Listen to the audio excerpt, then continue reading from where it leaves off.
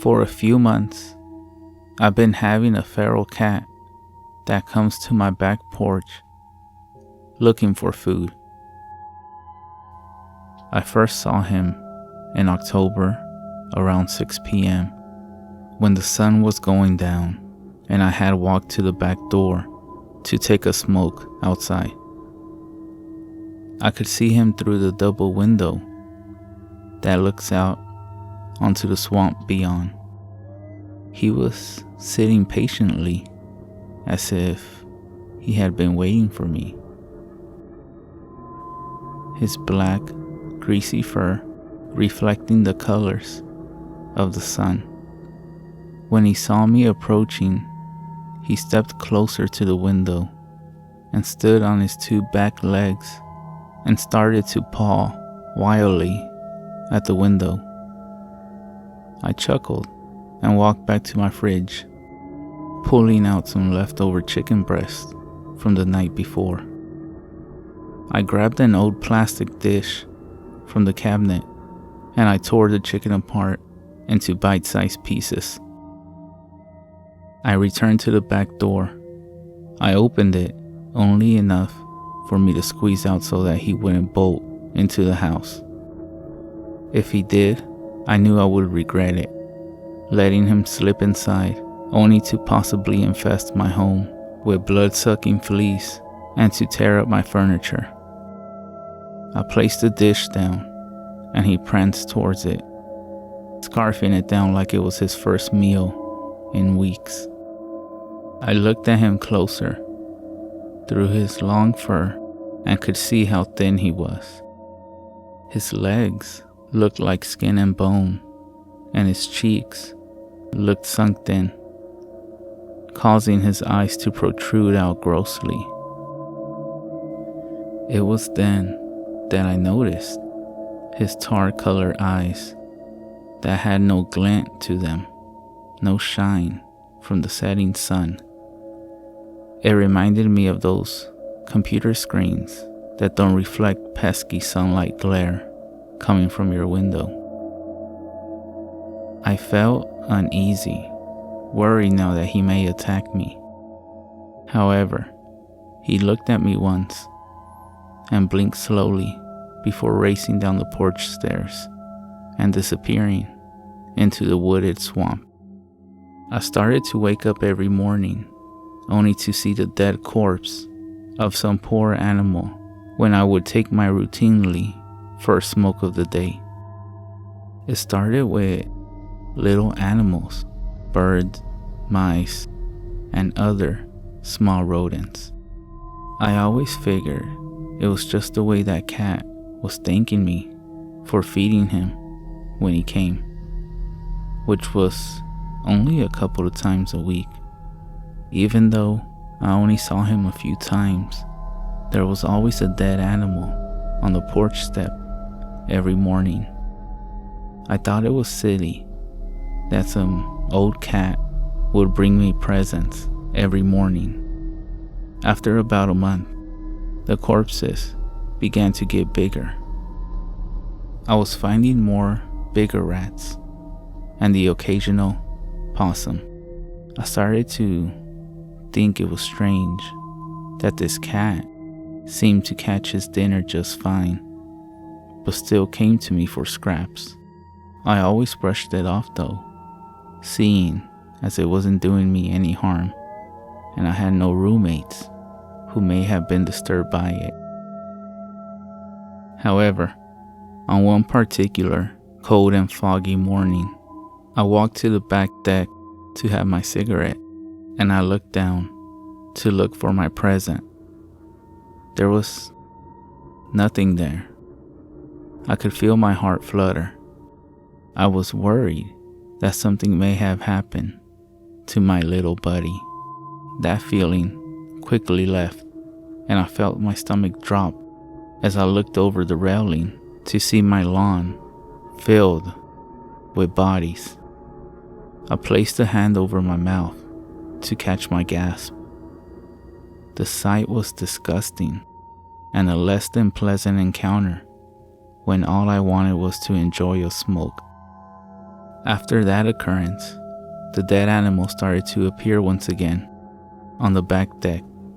Part of me felt relieved that my cat was okay, while the other part of me felt like something was terribly off. Sometime in January, I woke up in the middle of the night, groggy as hell, but with a strong craving to have a smoke.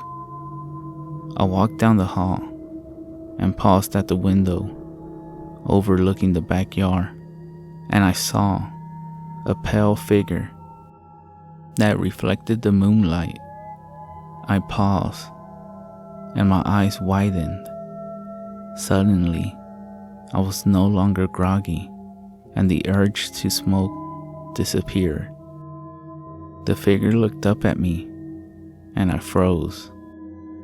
My breathing stopped. I could see its sunken-in eyes staring at me and its spine protruding from its pale skin that had patches of fur peppered. It looked very strange, almost human-like, hunched over while standing on two legs. I panicked and I could feel my body growing hot as my heartbeat quickened. After staring at me a little longer, it turned around to crawl over the fence, and then it walked away on its two legs. I went back to bed, completely terrified. I woke up the next morning and rubbed my eyes, releasing a big yawn. I thought to myself, what a crazy dream I had. I got up from bed and walked downstairs to make myself a pot of French press coffee. I grabbed my pack of smokes and my mug and walked out the back door. I walked to the rail with my mug and crossed my arms and leaned over.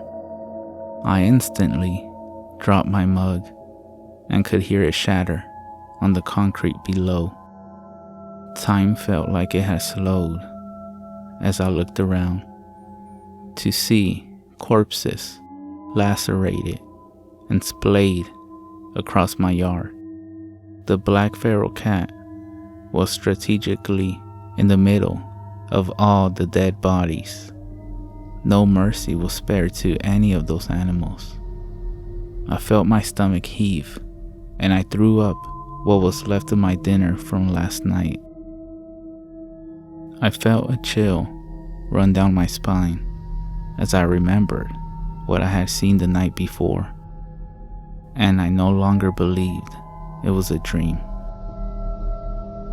I quickly walked back to the door and locked it shut behind me.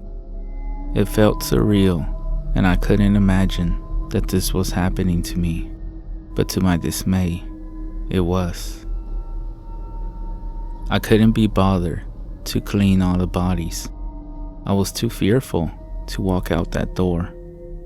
I stayed inside the house for the rest of the day on my computer, looking for solutions to my problem. Of course, I found nothing but nonsense about some beings called rakes, wendigos, and skinwalkers. I strongly felt that this was some person playing a massive prank on me, and I desperately wanted to believe that was the case. I fell asleep at the table in front of the back door. Being the light sleeper that I am, I woke up to a gentle but loud knock at the door, followed by a few more. I immediately sprang up and swiveled around. I pulled the blinds away from the door just enough to peer out the window. Nothing. I walked to the window beside the door and shrieked at what I saw before me. The creature I had just seen the night before had pressed its hands and face against the window and was breathing heavily with a wicked smile plastered against its face. I ran to the counter and snatched my keys, running out the front door to dash to my car. As I got in, I began backing out. That's when I saw the creature come around the side of the house, only to stop when it saw me backing away. It then stood up on its 2 legs and gave me a slow wave, showing off its nasty pointed teeth and its disgusting smile.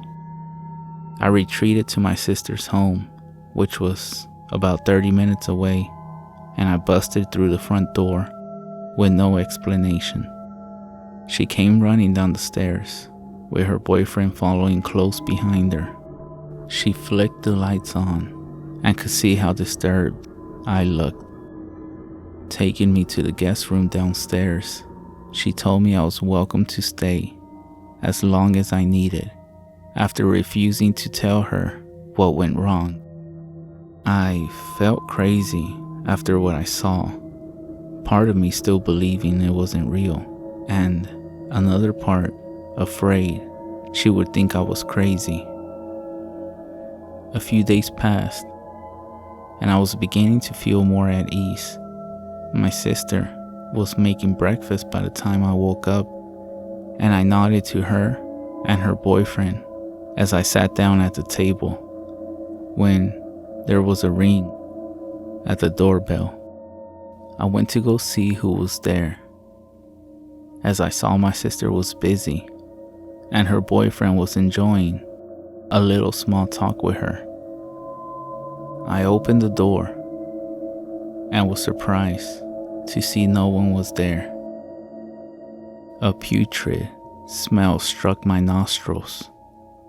I looked down to see the half-rotten body of my feral cat. I don't know why I'm here. I shouldn't have come. I knew I shouldn't have accepted the dare. Well, I couldn't back down from a double dare, could I? My name is Jacob, but my friends call me Jake. My friends had dared me to come here at midnight to prove I wasn't a pussy. There was no way I could back down from a double dare, as everyone would know I was a coward. My friends and I were in the woods near our town, just messing around, teenage stuff. Our parents had always warned us to stay away from the woods, as anything could happen in there. Of course, we didn't listen to them. We were 15, and we thought we knew better than them, as every teenager does. Our town's woods are like any towns. Parents warn us not to go in as a child, leading us to create fantastical tales about creatures living in the woods who only come out at night with the body of a deer and torso of a man, with unicorns and dragons living in the deepest of the green utopia when the sky turns into an inky black. Of course, we outgrew all of these childish creations and fantasies, and we grew up to enjoy the woods, often going in there to enjoy a sneaky smoke, or to take their new girlfriend away from the prying eyes of their parents. We had entered the woods at just about 4 p.m.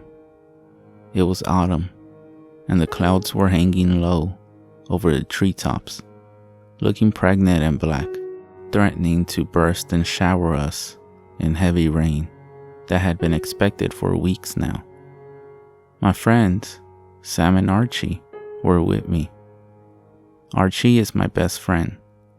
Ever since we met in 2nd grade, we had gotten on like a house on fire, and now we were practically inseparable. Sam was a big dude, towering over us at 5'11" at just 15 years old.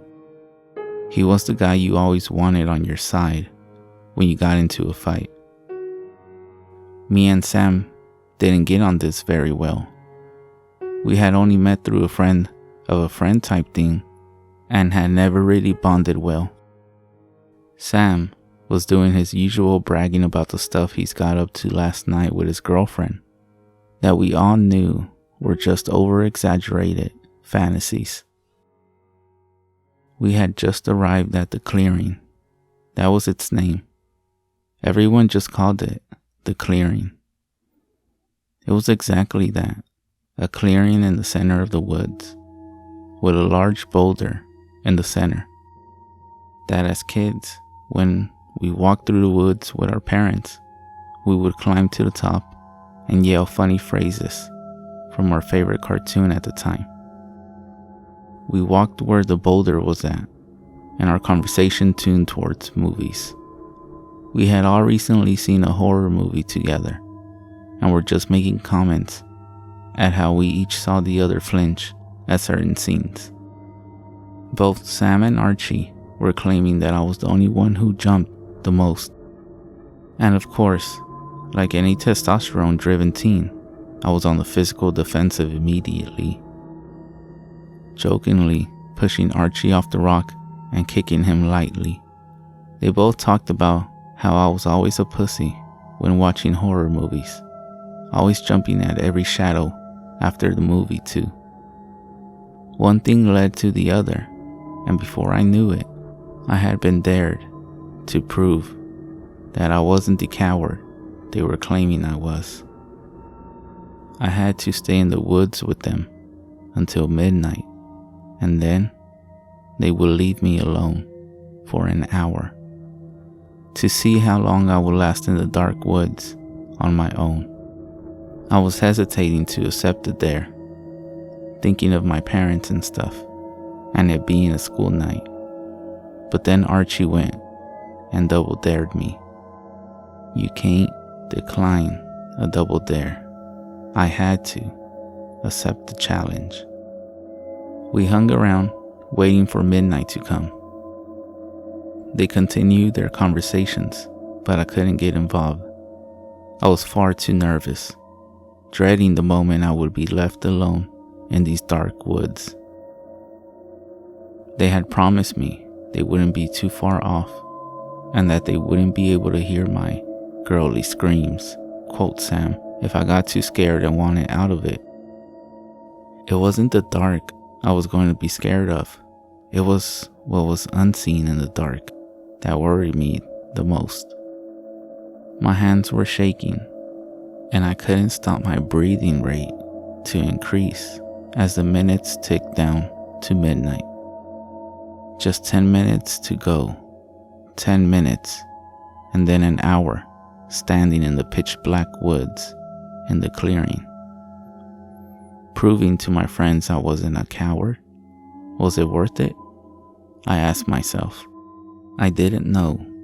To live for the rest of my friendship with them, being called a pussy, or to stand through 60 minutes of sheer terror and dread. Damn it, I shouldn't have watched so many scary movies. My mind was a blur. My vision couldn't focus. I kept seeing things in the corner of my eye, shadows behind trees that moved out of sight when I turned my full attention on them. Footsteps behind me. I knew it was all my imagination though. Just my imagination. Hey, Archie's voice cut through the mist in my mind. A deer. I squinted through the darkness in the direction he was pointing. Where? I heard Sam ask. Shh, you'll scare it away, Archie hissed. He gestured with his hand to the left side of the boulder, middle distance. And sure enough, there was a deer. It was standing still, absolutely stock still. It wasn't grazing the grass. It was looking around for possible dangers or predators. It was just standing there, with its head pointed straight, looking east. It's beautiful, ain't it? Archie said, smiling at me. I nodded, my mouth still dry with nervous anticipation. I pulled out my phone to check the time, to see how long I had left before I was left alone in these woods. But Archie stopped me, grabbing my hand and shaking his head. "No," he whispered. "The light from the phone might scare it away." I put the phone away and squinted through the darkness again at the still, motionless deer. We stood there for a few minutes, watching it. It hadn't moved once. "Yo, why isn't it moving?" Sam asked. Then the deer moved. I saw it. Just as Sam had said those words in his deep whisper, the deer turned its head to look at us. I felt a shiver go down my spine. I don't know why, but the way it had turned its head to look at us didn't seem right. The movement wasn't fluid. It wasn't like the deer was afraid of the noise and had whipped its head around to check it out. The deer had turned its head too slowly for an animal of prey hearing an unknown sound. It stared at us. We stared at it, and nobody moved. The woods were silent. It was as if the trees and animals were all holding their breath in anticipation of what was about to occur next. It then moved again, so slowly, so unnaturally, and slowly. It started to walk. I don't know if walk is the right way to describe its movements actually. It was more forced, as if its legs didn't belong to it and it was trying to figure out how to use its limbs along the way. Jerky and slow movements, moving away into the darkness until the blackness surrounded it and we could no longer see it.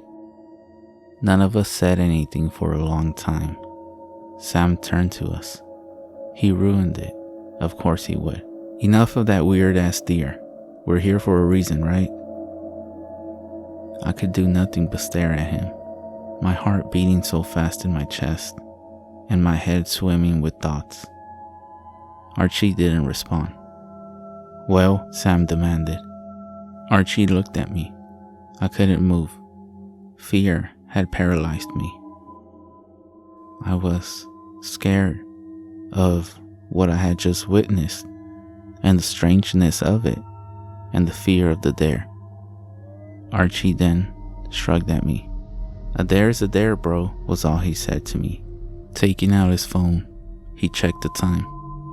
12:03, a little over midnight. "Well," Archie began, but Sam cut in. "Come on, let's get to it. It's bloody freezing out here."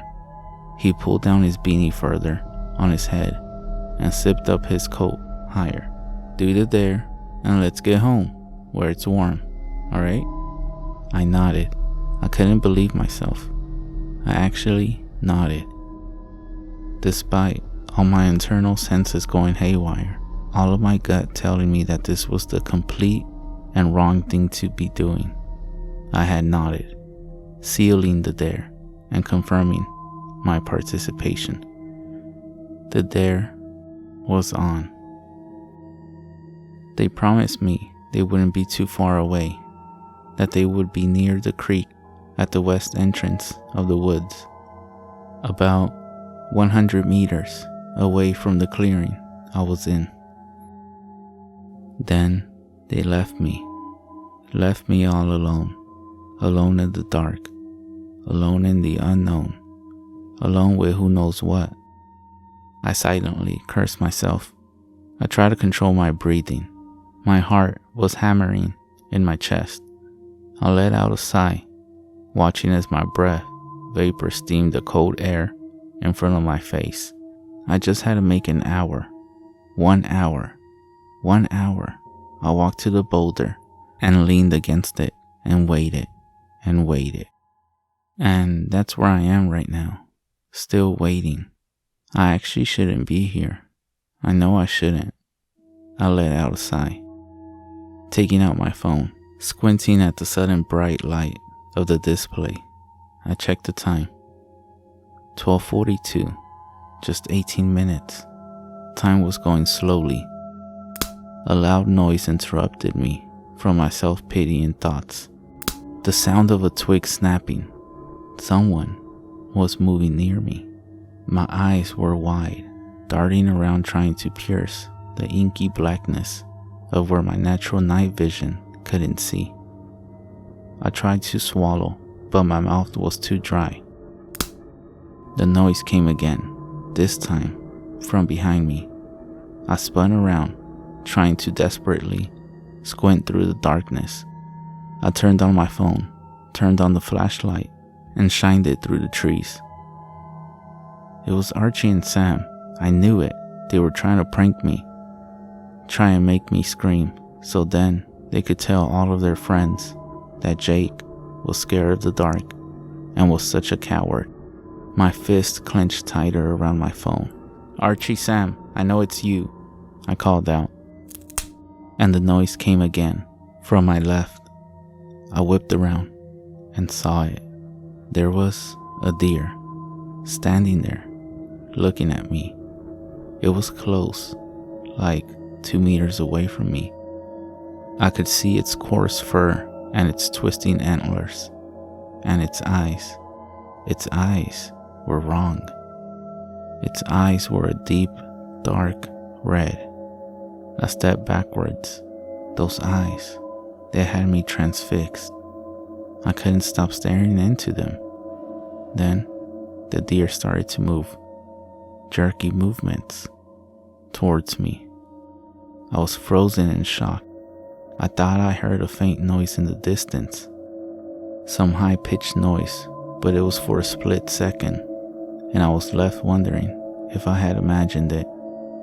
The deer kept moving towards me, menacing, terrifying. I was paralyzed in fear. My body wanted to move, but I couldn't. All I could do was stand there as the deer kept stalking towards me so slowly. It wasn't a deer though. It was obvious. The eyes, the way it moved, the way it held its posture. It was clear that this was something else. What it was, I didn't know. It wasn't a deer for sure. Something was inside of it, wearing it, testing it out, and seeing how it worked. My body then came to life. I had control of my limbs, breaking free of its stare. I turned and fled. I wasn't paying attention to where I was running to, just anywhere from that. That thing, I looked behind me. It wasn't following me. It was standing in the clearing, watching me. I turned back to look where I was going. Too late. I tripped over a log, I think. My knees with pain. Pain seared through my left elbow. I scrambled to my feet, ignoring the pain, and looked behind me. The woods were silent. The only thing I could hear was the sound of my own heartbeat and my heavy breathing. I heard footsteps, pounding footsteps coming towards me. Sam burst through the foliage, panting. He couldn't speak. His chest was heaving as he struggled to catch his breath. His hair and face was slick with sweat, and he had lost his beanie on the run. It got Archie. It freaking got Archie, he managed to say. He noticed my look of confusion. The deer, the freaking deer, there was one there. We were watching it. I turned for a second, and when I turned back, Sam broke into a hacking sob. He broke down. Tears were rolling down his cheeks. I realized this was the first time I had seen the big guy cry. When I turned back, there were bones on the floor. The deer had gone and there was this thing, this freaking ugly ass creature. It was horrible, dude. Sam broke down again. I could do nothing but stay crouched where I was, shocked out of my wits. It transformed in front of me, dude. It had taken his skin, like in the horror movies. Skinwalkers. They take the skins of their victims. More of them freaking deer showed up then. Like about 5 of them, dude. 5 of them. Next to the thing wearing Sam's skin. And then Sam coughed and spat onto the ground. I ran like hell, dude. Oh my god. This freaking there. We should have never stayed. His tears stopped coming and he collapsed onto the log. I was breathing heavily still. I saw a deer too, I managed to whisper. It was in the clearing. I ran, 'cause it just didn't seem right. If I had stayed, I grounded to a halt. There was a deer walking towards us. Its eyes were red.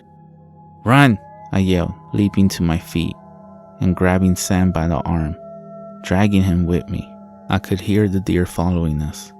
Then, a loud crunch, and I knew that if I looked back now, it wouldn't be a deer following us. It would be one of those creatures Sam had described. I didn't look back though, just kept running and running. Then we got lost. Branches whipped in our face. Foliage shredded our trousers. If one of us tripped, the other would simply keep going, dragging the other along with them until they got their pace back. We got split up. I don't even know how. I think there was a tree, and Sam was going around the left of it, but I was going to the right. I let go of his arm for a second, I think. When I looked to where he had been, he wasn't there. I had lost him. I kept running until I couldn't run any further. I staggered to a halt and leaned against a tree trunk, trying to catch my breath back. I took a step forward and heard a little brittle crunch from underneath my shoe. I stepped back and looked down at what I had stepped on. There was something white on the floor. I took my phone out and shined its flashlight on the floor. Bones. There were bones on the floor, shattered by me stepping on them. I shined the light around more. There was a skull near the bushes. I wanted to vomit. This must be all that was left of poor Archie. I sank to my knees and I started to sob. And I started to cry, uncontrollably, racking sobs. I fell onto my backside, but felt something underneath me. I sat up and picked it up. It was Sam's beanie. Then it clicked. I span around, and of course, there was Sam. But it wasn't Sam, of course. His pupils were red, and that smile wasn't right. The thing wearing Sam's skin forced Sam's grin even wider, and it said in a deep snarl, "I dare you to run. Go on. Double dare." My father owns a small delivery service that operates out of Farmington, New Mexico. We mostly deliver small packages out to the middle of nowhere that are too much of a hassle for the larger delivery companies to bother with. My dad is the only employee, and we have a few pickup trucks and a trailer. One day, we get a delivery out to Window Rock, Arizona, on the Navajo reservation about 2 hours from Farmington. My dad gets the call for the job while he is chilling with his Navajo friend, Travis, and his girlfriend. Travis mentions how he's got family in Window Rock that he hasn't seen in ages and recommends they go with him. I was about 6 or 7 at the time, and it was the summertime, so Dad decides we'll go down together. He can do his delivery really quick. Then while Travis sees his family, we can go check out the Window Rock. Big rock face with a large hole in it that goes to the other side. Pretty cool. We had to convoy in separate trucks since my dad's was loaded down with freight. We decided to bring along some walkie-talkies so we could communicate with one another. We spend our time in Window Rock. Everything is generally uneventful, and we start heading home along the old highway with my dad and I in front, Travis and his girlfriend in their truck behind us. I don't remember most of the Window Rock trip, but this next part, I will never forget. We're somewhere on the highway between Window Rock and Gallup, New Mexico. It had just rained earlier in the day, and the road was kind of slick, so we were taking it pretty slow. On the left of the highway, there is nothing but sandstone cliffs, and on the right, there is a huge field separated from the road by a small barbed wire fence. We crest the top of this hill, and down at the bottom of the hill, we see what appears to be a very large dog, sitting back on its haunches in the middle of the road, facing the cliffs.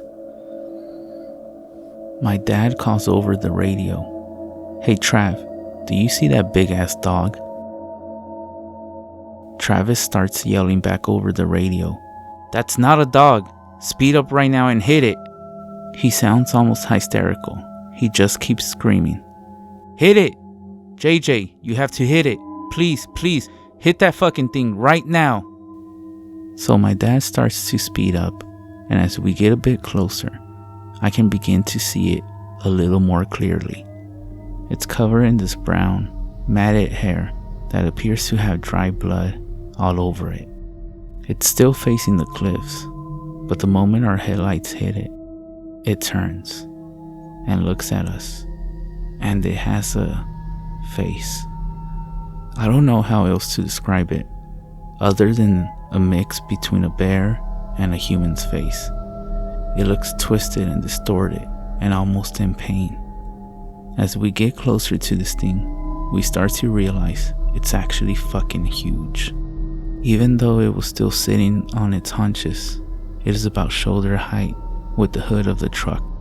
We get literally inches from hitting it when it lets out this scream that sounds like someone screaming as their lungs were filling with water, and it leaps backwards towards the field, landing just on our side of the barbed wire fence.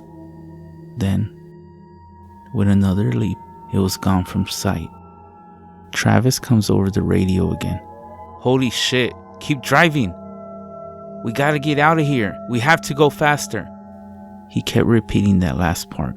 We have to get out of here, and we have to go faster. Pretty soon, we're speeding like crazy, and just as we start to come near the outskirts of Gallup, we get pulled over. Travis pulls his truck over with us. Naturally, this makes the cop, a Navajo man himself, very on edge, and he immediately is asking why Travis felt the need to pull over as well. Travis says, "We just saw a fucking Skinwalker a few miles back and it's been following us." The officer immediately turns white, stammers something about a verbal warning, gets in his car and takes off. We do the same. We didn't see anything else that night, but when we got home, Travis refused to let us leave without taking some kind of Navajo totem thing that was supposed to keep it away.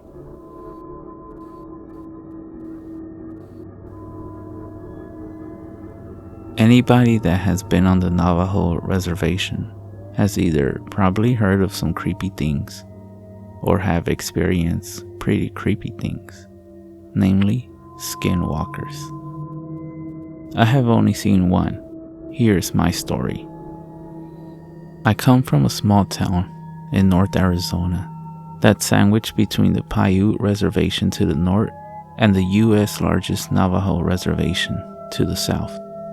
My high school being so small, a 1A high school that has, on average, 80 students enrolled every year, I always had to travel south about 5 to 10 hours one way to play another high school in any sport. This means that we travel a lot on the Navajo Res, and we would also stay at hotels when we would head out to play and come home in the morning. But this trip was a little bit different. I remember the basketball coach saying that the school didn't have enough money to put up the teams in a hotel that trip. So we were going to be on the road for a total of about 12 hours. I was the only male senior to play basketball that season. We had just got done playing our game and headed home on our bus, Big Blue. We were headed out about 2 hours of driving before we had entered the res. By this time, everyone was asleep, with it being about 2 in the morning. When we had crossed the res's border, I noticed the bus driver had sped up and was now going about 85 miles per hour. I thought this was a little weird because he never exceeded the speed limit, at least not in my high school career. For some reason, I couldn't fall asleep like the rest of my teammates, and I just sat at the back of the bus, staring out across the desert landscape that was lit up by the full moon. As I looked out, I could see a figure running towards the bus at an angle of pursuit and keeping up with the bus at 85 miles per hour. As the figure got closer, I saw that it was a humanoid form. As a matter of fact, it looked exactly like a human, only that the face was painted half black and half white with glowing eyes. Glowing eyes like a rabbit's eyes, reflecting light from a spotlight. My initial thought, holy crap, it's a Skinwalker. The Skinwalker ran up to the edge of the road and just kept up pace with the bus, staring at me. After I made eye contact with the thing, I could not look away. It was as if something was holding my head and eyes in place. The Skinwalker just smiled at me, this inhumane smile that went ear to ear, showing crooked, yellow pointed teeth. I felt like I was going to throw up, and I was panicking through the whole ordeal. The Skinwalker started to crumple down onto all fours, still keeping up with the bus. I could see his bones crack and reform, hair starting to appear all over its body, and in about 3 seconds was now a coyote, and it ran off back into the desert out of view. As soon as it was gone, I ran to the onboard bathroom and puked a mixture of food and blood. I didn't want to tell anyone for fear that they would think I was crazy. I confided in my Navajo friend. She told me that I needed to see the chief, who also happened to be a friend of mine, and get a blessing. He just came up to me and mumbled something in Navajo while waving a feather scepter-like thing, turned around, got in his truck, and drove away. To this day, I haven't seen another Skinwalker. It might be because I moved away from that town and res, and if I do have to go south, I'll go around, way around. I was a kid when this happened. My uncle and I were finishing up chopping and gathering firewood for my grandmother because it was getting dark. Driving back on a dirt road at about 30 miles per hour, I had this awful sense of being watched. Before I could turn to look out my window, my uncle quickly shouted, "Don't." I completely froze. My heart felt like it was beating out of my chest, then completely stopped when I heard a on my window. My uncle sped up and was loudly praying in my native language. I didn't know what was going on and thought it was over till our truck suddenly dipped from the bed. My uncle then started saying, "Look at me, don't turn away," over and over. Then I heard it again, but from the window behind me. It was getting harder for me to breathe, and I wanted to cry. A minute or two passed and the truck dipped again. My uncle looked around. It was quiet, besides the truck and the road. He looked at me and said, "We will ask your father to do a prayer in the morning, so the evil will forget our faces." I remember curling up on the seat and just staring at the radio, watching the time, listening to my uncle sing an old prayer till we got to my grandmother's house. I called my uncle because I had a nightmare about that night. We talked about it for a bit. He said, I didn't see faces, just eyes, like brake lights you see on the road. It watched you. Before hanging up, I tried joking with him about it. Why didn't you just step on the brake when it was in the back? No laughter, just a pause, and said, because it wasn't alone.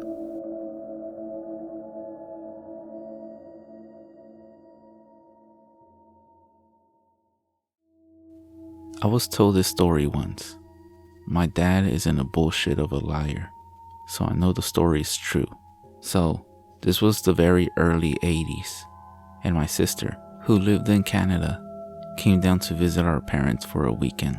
She was staying at a friend's house, who loaned her a car so she could come out. After her visit, she left a little after 9 p.m. She got maybe 7 to 8 miles away when the car broke down. Thankfully, she broke down in front of a friend of the family's house. They let her in to call Dad, and Dad came to get her.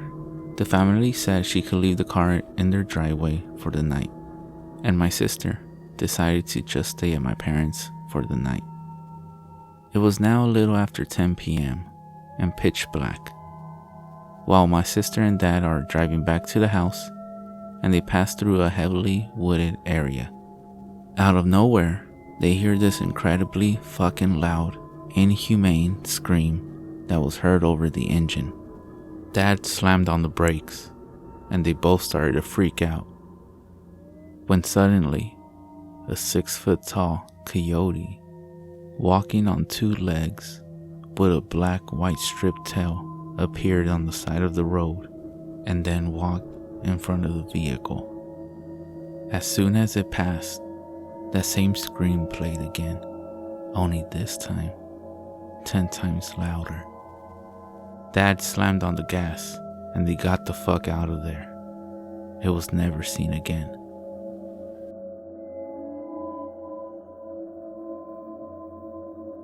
My grandmother, on my mother's side, has always been very superstitious.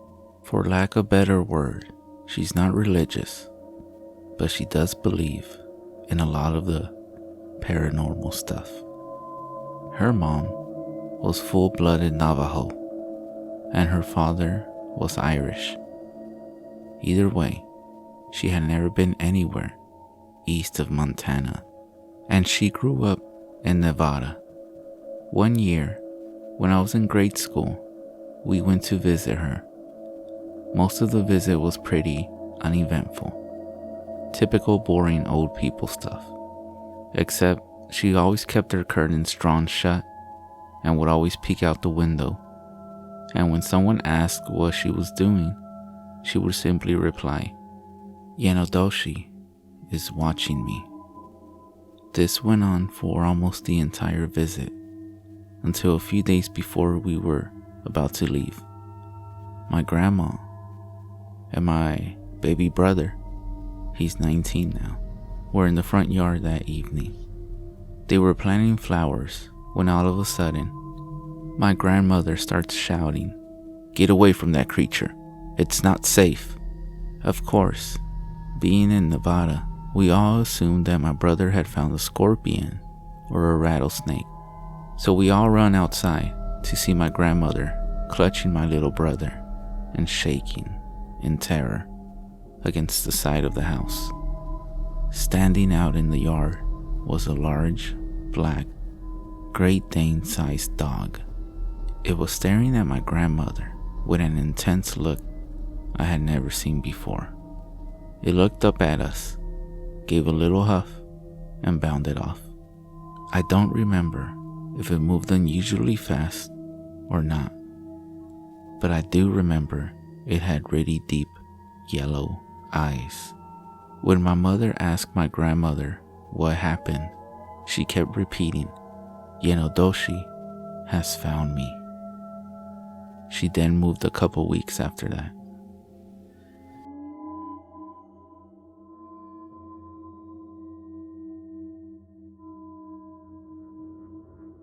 There was this one time I went camping with two of my buddies, but neither of them are real outdoors type. I was just kind of getting them into the whole camping hunting scene. Now, I love hiking, exploring, more like because I just hate walking a trail. You're seeing nothing new. So I took both friends out there a ways and got 2 miles from camp when they just wanted to go back. I said, fine, and showed them where to go on my phone and made them put a waypoint on the other little GPS thing I had to follow. I wanted to keep going, so I did so by myself. They wanted the pistol I had on me for safety reasons, leaving me to walk alone in the forest with water and nothing else. No big deal, at least I thought. I found a steep hillside with rocks all the way down when I was about 5 miles from camp and decided to go down. I followed this path at the bottom of this thing, which was at this point just a dry riverbed. I walked down and it got steeper as I went further south. When I crossed a certain point, something just felt wrong. I started to try to look around for anything, but there was a huge log across the two hillsides, and when I crouched down to crawl under it, it felt like I was being watched. I looked up to my left and saw nothing. Looked around to see if there was anything in the middle of the riverbed, then looked up to the right. Huge black canine. Too small to be a bear, but it looked like a wolf on steroids. That dog creature, and I held glances for what it felt like hours, but I know it couldn't have been more than 10 seconds. Every passing moment made the feeling of the dread worse. I moved backwards to get the hell out of there, and when I moved, the wolf thing just booked it into the forest, further from camp. In hindsight, this thing was moving faster than any dog I had ever seen.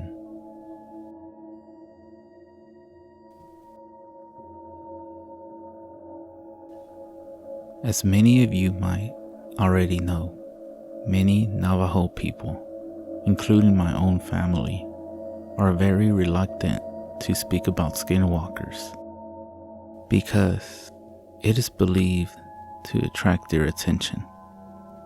Well, I, however, grew up away from the Navajo nation and was very naive about the subject. And when it came to skinwalkers, I was an absolute skeptic. My mom used to tell a story of how back in the 80s, when she lived with her siblings and my grandparents, still in Shiprock, but the southern outskirts, about how she and my aunt saw a skinwalker just outside their driveway under a street light. She described it as a black dog with dirty fur, a twisted noodle-like front leg, and these unnatural eyes with a soft burnt orange glow. Me, being my own close-minded self, doubted every word. But I never said my doubts out loud.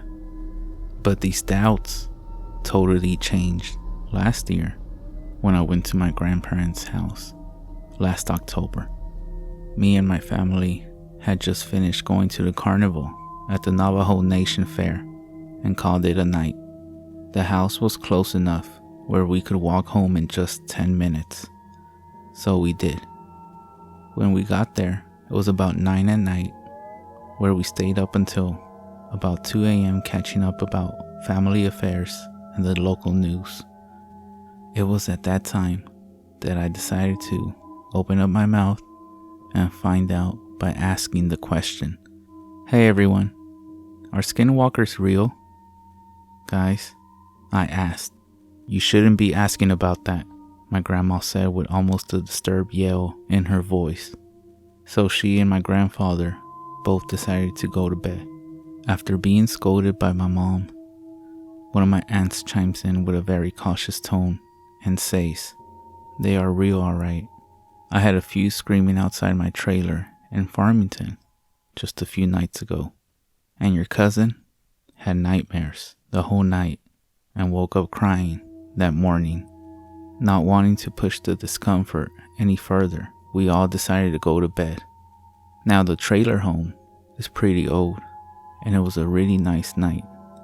So we slept with the windows open with screens to prevent bugs coming in. Everyone had drifted off to sleep except me because my mind was still going on a million miles and wondered if I ever encountered one while here on the reservation. As a kid, I was told it's taboo to think about skinwalkers because it can still call their attention.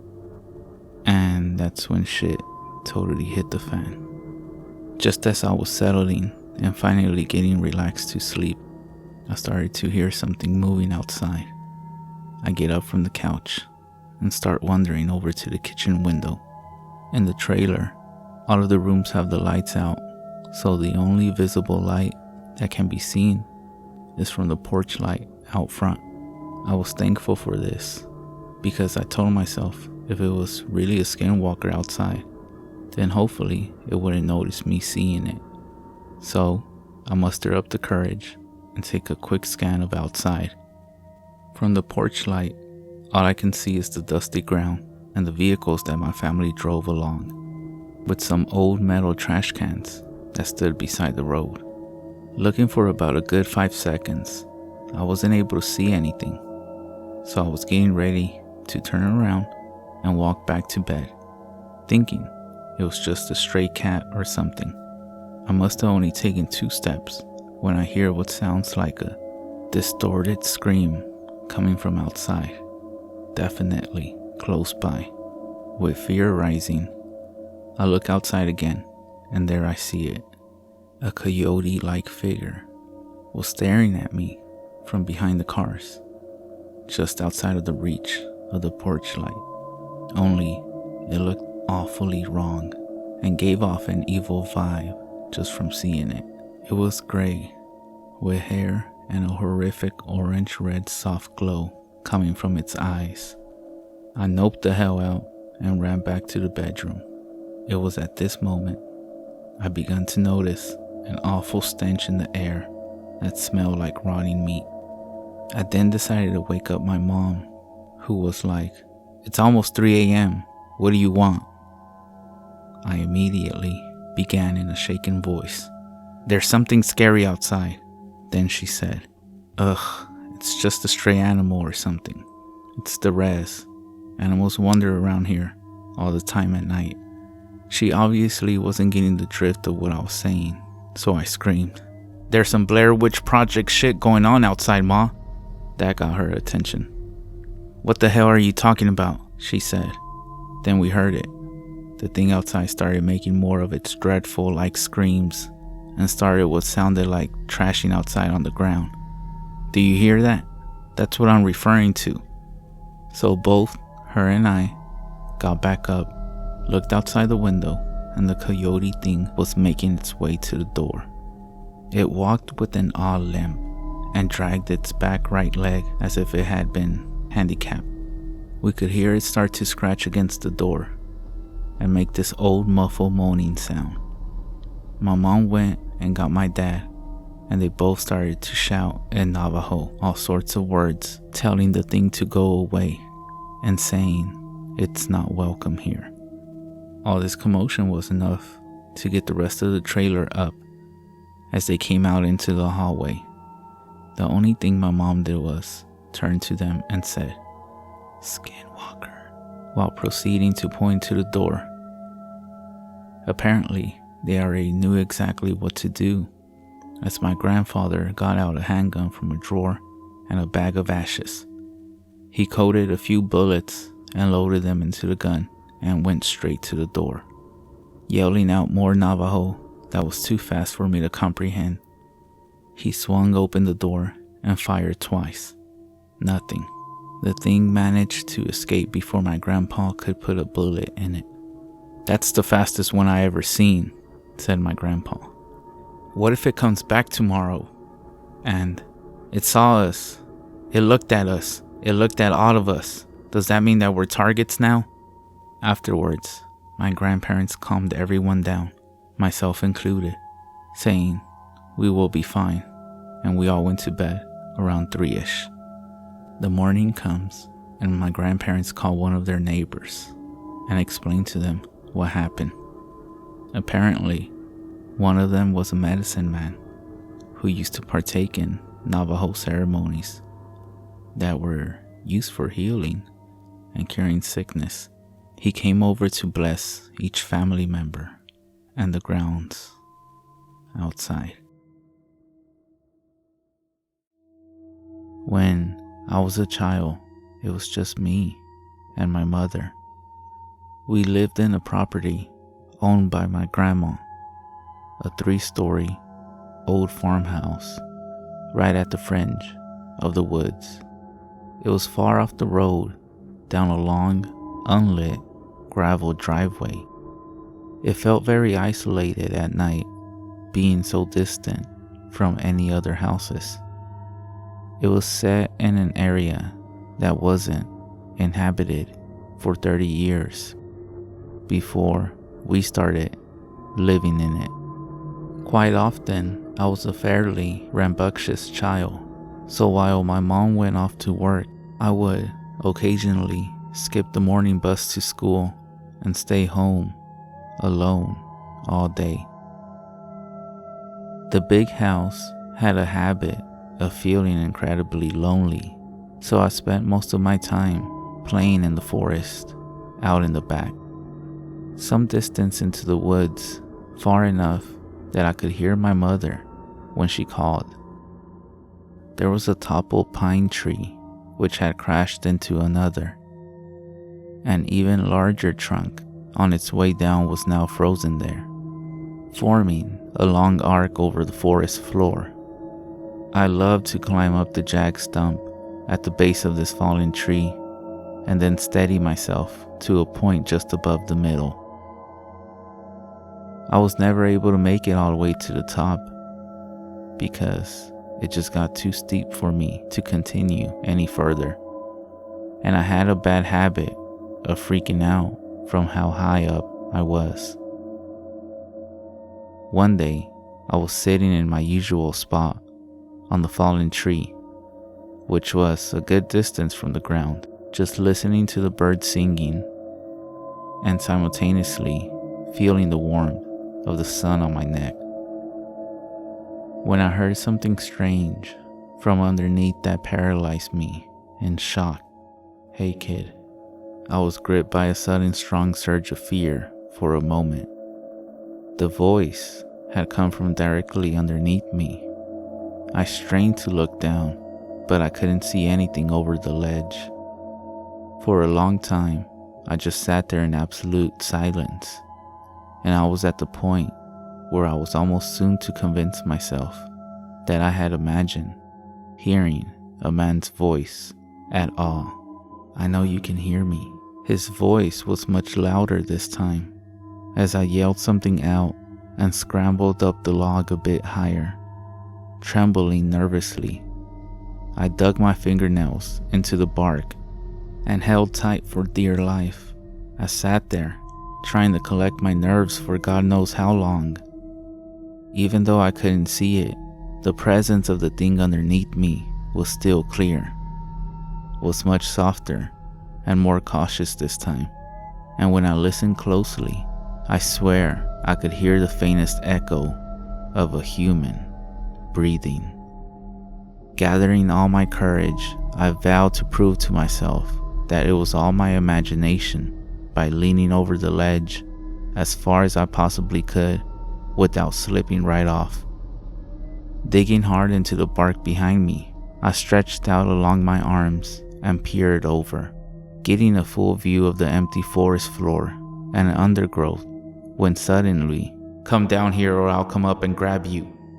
It was so loud. It was as if it was being screamed right in my face. I released my grip on the tree in fright and plunged off the platform. I was saved only by grabbing a nearby branch and for one awful second, my bare legs dangle in the cool air. When I pulled myself up, I ran at full speed to the top of the collapsed pine, to the point I had never reached before. I sat there just below the rustling canopy, pissing myself and staring at the distant base where the splintered wood rose, fully expecting at any moment to see someone crawling rapidly up the pine towards me.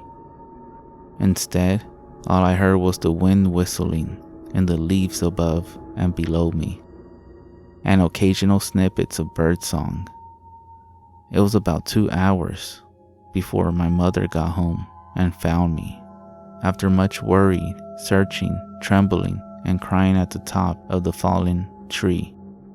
Although this incident spooked both me and my mother, in time I somehow recovered, exhibiting the naive hard skin of a child, even though I never went as far into the forest as I used to, and never again even approached that fallen tree. Once, when I was 12, I had the chore of taking firewood from the shed out back, just at the edge of the woods, and to bring it back inside the house. It was a tiresome job, and I always chose to do it at dusk, when the air was brimming with mosquitoes and a swampy fog that usually coated the lawn.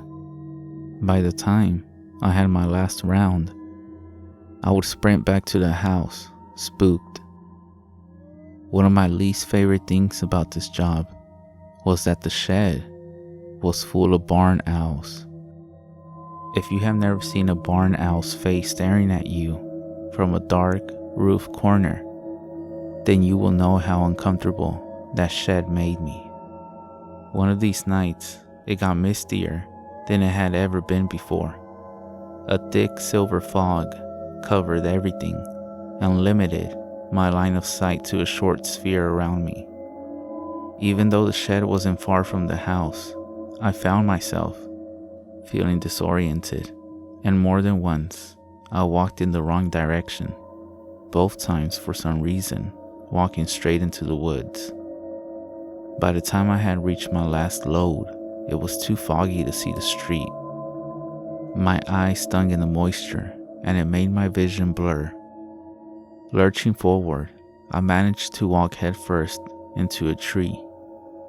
Doubling over and dropping all of the wood I was bundling onto my feet with a hard crunch. As I went to pick them up, with my foot throbbing pretty hard, I realized that the ground was too misty for me to see my own knees. I decided to head to the house since we had more than enough wood for one night. However, it was getting to be pretty dark, and I couldn't make out any signs of which direction I was heading in.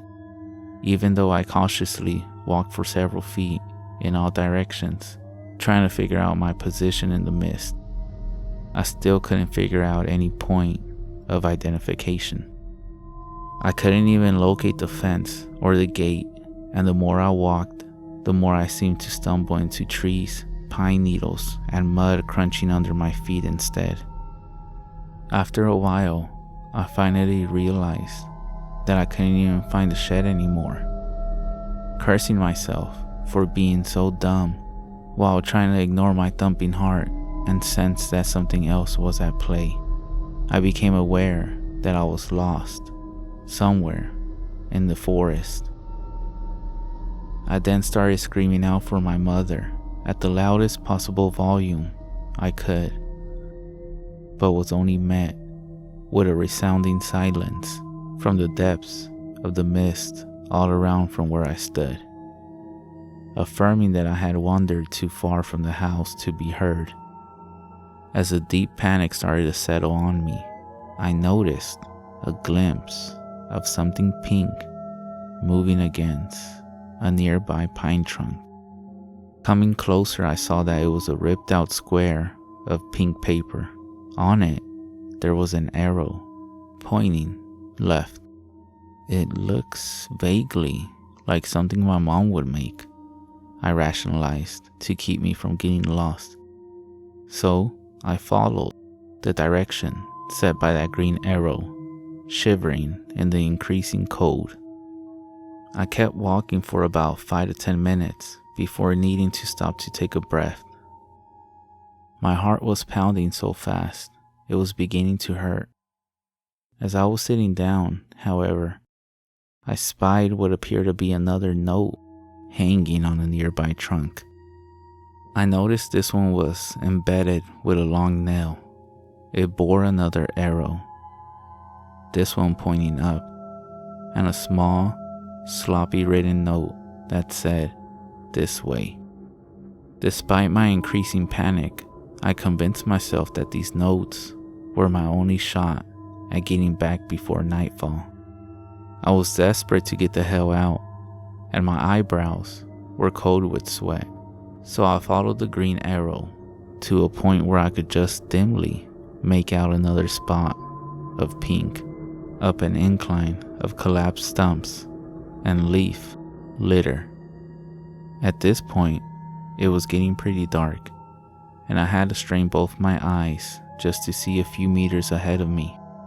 Following the green arrows, feeling more and more lost of where I was, I stumbled through the woods, groping out in the mist to feel for trees, even though I was terrified of something unseen grabbing my arm. I came across the third green note, which had another arrow pointing up again. This one led to a steep slope that I didn't recognize being anywhere near my house, and it was with a poorly drawn smiley face right above it. At this stage, I became too freaked to cope and started to cry there a little. As I slumped against the pine stump, the possibility that I would be out in these woods all night was beginning to sink in, like a syringe being driven into the veins within my arm. I caught a glimpse of another pink square in the near distance. Squinting hard, despite the previous week's nonstop rain, I read it from afar. What I read made my blood turn cold. I stood to my knees, dead silently, wobbling on them in fear. My ears were sensitive to any tiny prickle of noise in the mist. For a long time, I stood there in the rolling fog, reading that horrible note over and over again, until a snapping stick somewhere behind me caused me to sprint blindly, twigs snapping at my ankles and cutting up my face as I ran. Written on the note in big green letters was my name. It felt like I was running for hours. All the while, the rain and mist lapped at the back of my neck like the decaying breath of someone running right behind me. Somehow, I made it back to the house. All the lights were off, and I struggled to find the keys for a moment.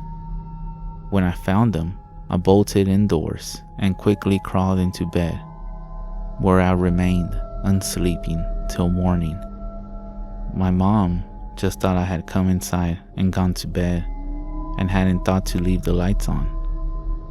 It was a miracle, aka some freakish coincidence, that I even found the house that night at all. The final incident at that damn house was witnessed only by my mother. Up until then, she had never experienced any of the strange things as I had, even though we mutually shared the same oppressive quality that the house's interior had on us and its placement in the woods. Although I was obviously never a popular kid, by living way out in the country in the opposite direction from everyone else at my school, I did make some tight friends in my first year of high school. One of these friends, Amanda was her name, invited me over one night and I accepted. My mother drove me out to the place, which was about 3 miles away. then drove back home. The night went well. We watched a horror movie, devoured some pizza, smoked a little pot. My mother went home alone, where she intended to get some writing done. She worked for a magazine at that point. It was about midnight when I received an off-putting text from Mom in all caps.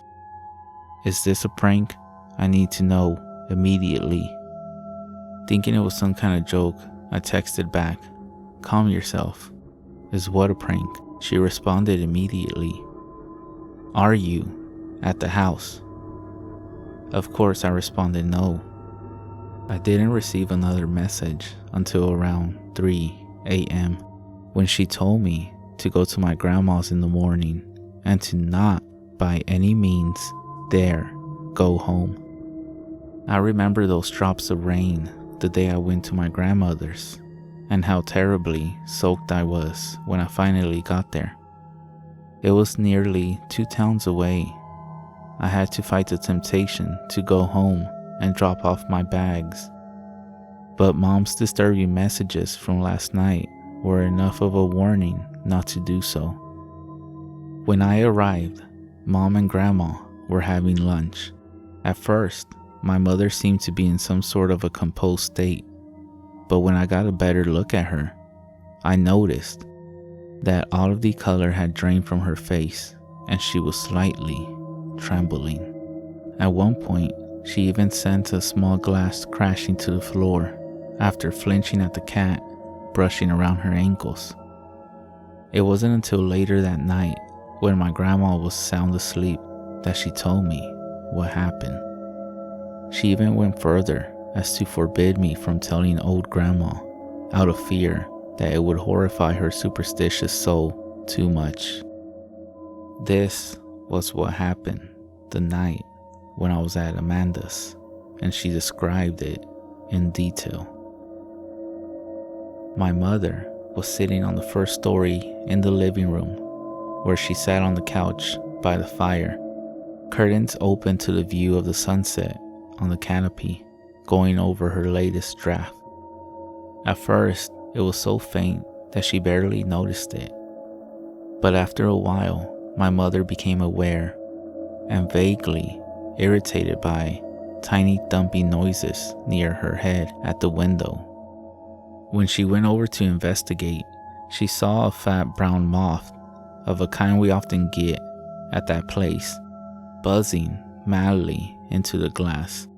Reasoning that this was the cause of the sound, she returned to her work, however, feeling rattled in some way. It was when the noises started to get sharper and louder that she paid more attention and saw that rocks were being thrown at the window from the total blackness of the forest edge. She saw them appear from the shadows of the bush and then fall in an arc and bounce off the window. Looking carefully, she could see some cracks from where some heavy ones had hit, right beside where her head had been moments before. Captivated, she tried to peer into the darkness enough to make out where the rocks were being thrown from. Then, with a startled shock, she jumped back from the window as she saw me standing half behind a tree right near the window, grinning wide and staring at her. My one visible eye stretched wide open, showing all the white. She barely let out a scream, seeing her own daughter standing there, just staring and smiling. Not only did this figure not move or blink, it was standing by one of the nearest pines, far from where the rocks were shooting up out of the bush, as they continued to do so in a loud downpour. My face continued to press out at her, smiling, thinking this was all some kind of sick prank. My mother shouted my name at the top of her lungs. However, instead of responding, the mouth of this thing behind the tree just started moving, as if it were saying words silently, really, really fast. Suddenly, it turned its head to the side, and it seemed to be speaking with someone else behind the tree, my mom said, who couldn't be seen. But she could see a formless black shape hanging against the other side of the tree. The girl that looked like me kept staring at my mother and doing the silent, speed-talking thing, then turning and whispering to the thing next to her. Then she would turn back and start up again. Breaking the spell, she suddenly pointed straight at my mother and started laughing. My mother screamed and fled to my bedroom on the second story, where she shut herself in and sat at the far end of the bed as the rocks began to pitter-patter against the window downstairs. In my room, my mother said she did not feel safe. There was an awful smell and a weird humming noise in the walls, as she described. She tried to pray for a time before giving up and just listening to the rocks pelt the walls and windows. Somewhere in the kitchen, she caught the distinct sound of a window actually smashing and the weird, continuous humming. Listening more carefully, she could identify it as the softest hint of a mumbling voice. In absolute horror, she recognized the voice, and then, too afraid to look, she tilted her head up to the closet door, where an awful, white face could be seen staring right at her, with its mouth contorting and gapping in what sounded like highly sped up whispering. The closet door was only a meter from my mother. It then started to open slowly. My mother immediately bolted to the door, only to fumble with the lock as bigger and bigger rocks came crashing through the window, which burst apart in a spray of glass shards before finally getting out. Running out the house, completely keeping her eyes off the woods, getting into her vehicle and driving off. She said that she glanced back right at the end of the drive, and she saw two unmistakable human forms standing at my broken bedroom window, watching as her vehicle got further and further away from our house. This would be their final farewell, as my mother never stepped foot in that place again. As my mother told this story, she broke down into tears. I didn't doubt her, and I still don't. I truly believe that she experienced what she said she did. It was also quite clear that we were done living in that house for once and for all. I only went back once with my dad, who I rarely see now. He came from another state to help us move. Mom had already found a place in town and moved in. My dad and I just loaded up his truck with all that was left inside there. It was silent, sunny morning when we removed all the stuff and emptied the place. I wish I could say there was some closure, some final spooking to cap it all off, but there wasn't. It was just a relief to be out of there. There are, however, two things that I have to mention. When we checked the house for any signs of intruders, we found that several windows, including one in my bedroom and the kitchen, had been smashed and rocks were lying on the floor. 2. Dad went out into the trees for a bit to take a leak. When he came back, he asked me how long we had the swing set for. Needless to say, we never had a swing set, so I was fairly unsettled to discover that in the week since we had been gone, someone had assembled a rope swing set from one of the highest branches of the old pine over the ridge, against which was the fallen log I had stopped climbing many years ago. It was obviously new rope and a nicely polished, sanded down wooden set. Dad wanting to keep my mind from recent events. Said that a neighbor maybe set it up, not realizing it was on our property. Of course, he knew as well as I did that we had no neighbors for at least a mile in any direction. There were no houses in all that space, and never in my time living there did I ever see any other signs of humans living. But I let it all go and was pleased enough just to say good riddance to that horrible place as we drove off for good. For the most part, I found it best to try and forget what happened at that place. Sometimes I just can't help but ponder it, even though it's been long enough now that I no longer feel scared talking about it, but for a long while I couldn't. My grandma just recently sold the house to a new family, that being a young couple and their little son, shortly after we moved out. Despite my mother's desperate insistence that it be left empty, now she refuses to talk about what happened altogether. I'm less anxious about it, even though sometimes I can't help but let my imagination get the better of me. All I can do is think of that old house, the fallen down tree, the new family that moved in, and the swing out back, gently spinning in the breeze, as that little boy toddles, obviously, towards it.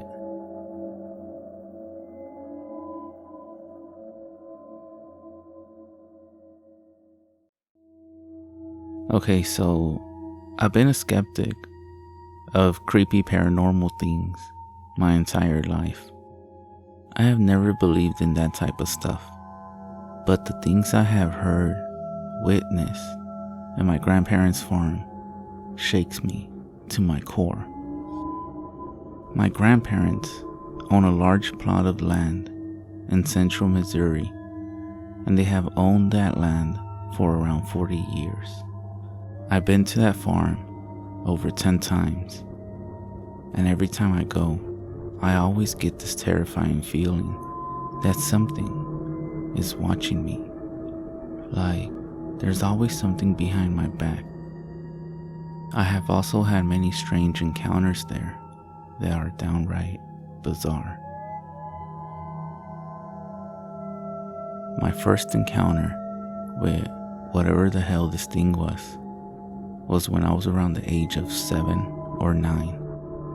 I'm currently 14. We had brought our dog named Spot to that farm. He was a silver lab who I loved dearly. I was exploring the forest behind the house, just enjoying the summer breeze, when my dog started growling, a deep, sinister growl that I had never heard him make. I turned around quickly to see what he was growling at, but I couldn't see anything but forest among more forest. While my eyes were scanning the area of where my dog was growling, some animal shot out of the brush so fast I could barely see what it was, and before I knew it, it was gone. I sat there for what felt like an eternity, absolutely flabbergasted by what I just witnessed. From what I could see of it, it looked like a coyote, but the speed at which it moved was absolutely insane. It moved like at 90 miles an hour and made almost no noise. But the most creepy part was that the place it jumped out of didn't even make an imprint of where it was laying. And from where I viewed it jumping up, I should have been able to easily see where it was hiding. Shocked by what I witnessed, I just decided that was enough and went back inside the house. My second encounter happened when I was around 10. I was visiting the place, and like usual, I was getting the feeling I was being watched. That first day was normal, and nothing really creepy happened. I was just spending quality time with family. But when night came, that's when shit started happening. I was trying to sleep in the twin bed that was shared by my mom's brother, when he used to live there. That's when I heard tapping. Not tiny little taps, but loud tap. Almost like it was banging. It was coming from the direction of the window. I slowly sat up and looked at the window, but there was nothing. So I assumed it was just some animal or something like that. 5 minutes passed and no tapping, and I was drifting off to sleep when, this time, not a tap, a slam, a loud slam directly into the window. I'm not talking about like a hit. It sounded as if something absolutely massive hit the window. I shot up so quickly, I nearly passed out. I decided enough was enough and grabbed the flashlight in the drawer and shined it out the window. Nothing. 10 seconds passed. Nothing. I was about to go crawl into my mom's bed when I heard it. A screech. A screech that was not achievable by any human. So loud, it pierced the quiet, peaceful summer night. I can't put into words what that sound sounded like, but it was dark and horrible, and I still remember it to this day. I froze, unable to move muscle. I was so scared. I was sitting there still as a statue, petrified by what I heard.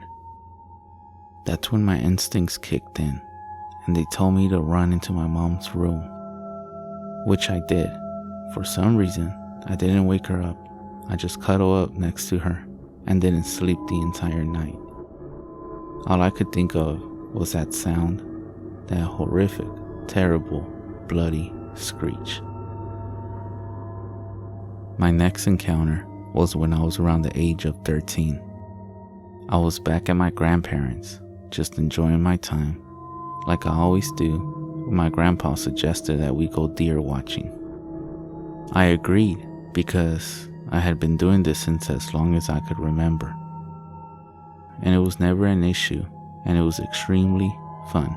So we took the Polaris, and we went around 6 to 7 p.m. to look for deer. We decided to go into the most eastern pasture, because that's usually where we spotted the most deer.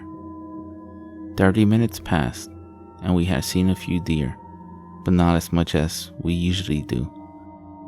But then, this is where the shit begins. I get that feeling again, that dreadful feeling that something is there, in the shadows, watching me.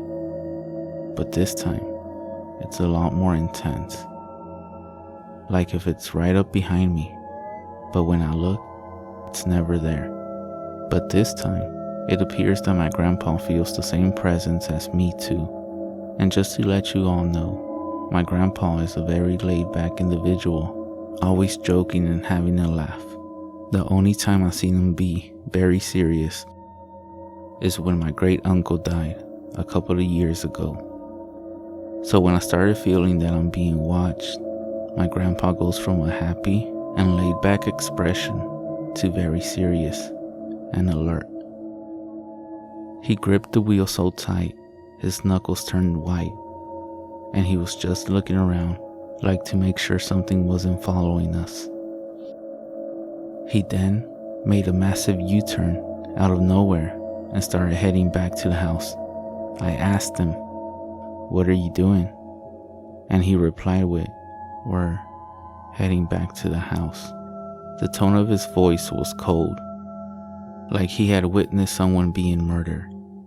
At this point, he was gripping the wheel even harder and was absolutely going pedal to the metal full speed back to the house. I decided not to ask any questions until we got back to the house, which we did in no time at all. Once we were there, he rushed me into the house, checking his bag to make sure something wasn't there. When we were inside, he closed and locked the door tight. His behavior was very alarming, and it really shocked me to my core.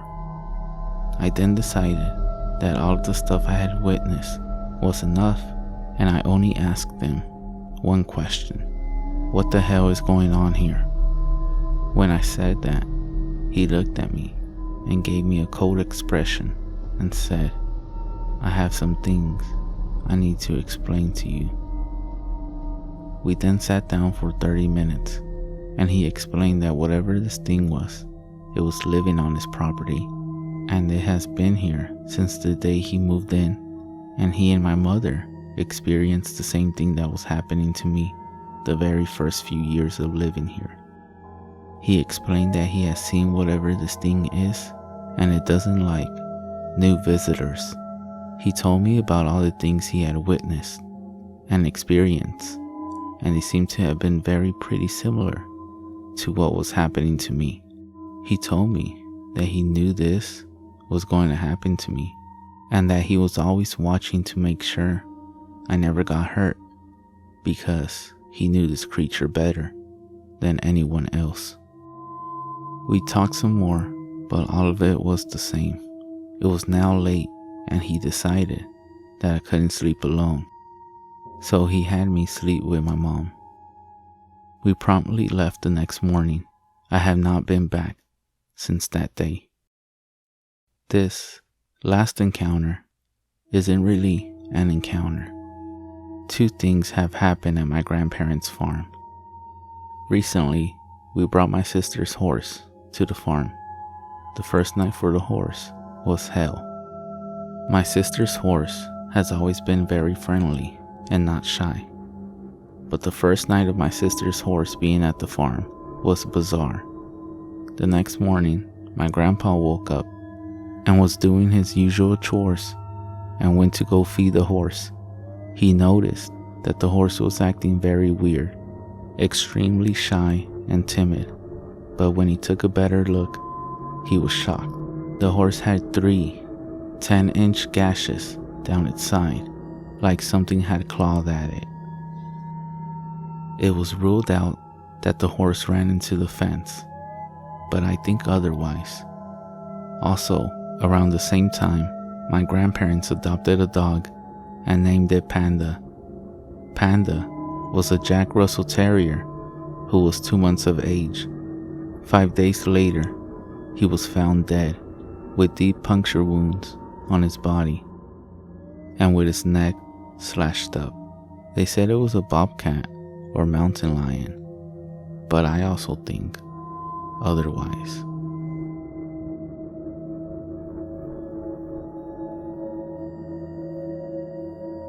Super creeped out by my experience I had over the weekend and curious what others think. I was driving through a rural part of North California, 30 miles from the nearest town. As I was driving down the road, a deer ran out in front of my car. I had no reaction time, and I hit it at 55 miles per hour. It ripped my bumper off, and the bumper was dragging under my car. I pulled over and called my dad for help. I then get out to look for the deer in the road. I know it was dead because there was blood sprayed all over my vehicle, and I hit it square on. I walked around 20 to 30 yards away, and I got an overwhelming sense of being watched. I couldn't find the deer, so I turned and speed walked back to my car. It was around 7 p.m. and it was extremely dark. No other vehicles were driving by, no street lights, and barely any cell service. My dad was over an hour away, so I called a friend who lived a little closer, and he started on his way to me. While I sat in the car playing on my phone, I began to hear whistling and murmurs outside my car. I got chills, and the hair on my arms and neck stood up.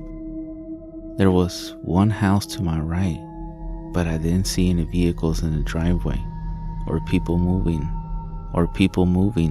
around inside. I was on the side of the road by myself for 45 minutes and would occasionally hear these noises. I'm not sure what or who it was, but if anyone has any ideas, I would love to hear. I'm freaked out, and I'm now scared of being outside in the dark by myself. Thanks.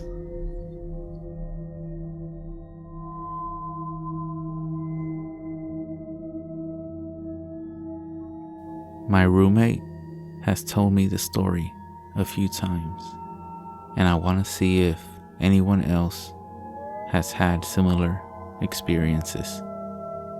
As he tells it, he was driving home super late at night, maybe around 3 or 4 a.m. in a suburb of Phoenix, Arizona. Both times that this occurred. The first time, he was driving alone on a road that has an open field to the left of it, when out of nowhere, a black figure on all fours bounds up out of the field, comes up out of the field and across the road in front of his car. As soon as the figure got to the other side of the road, it stops with inhuman quickness, turns around, and looks directly at my roommate. He described the figure as looking simian, completely black, except for the face. The creature's face was a stark, white, human face. Not white as in Caucasian, but white as snow. This happened again a few weeks later, but this time, the creature was sitting in a tree.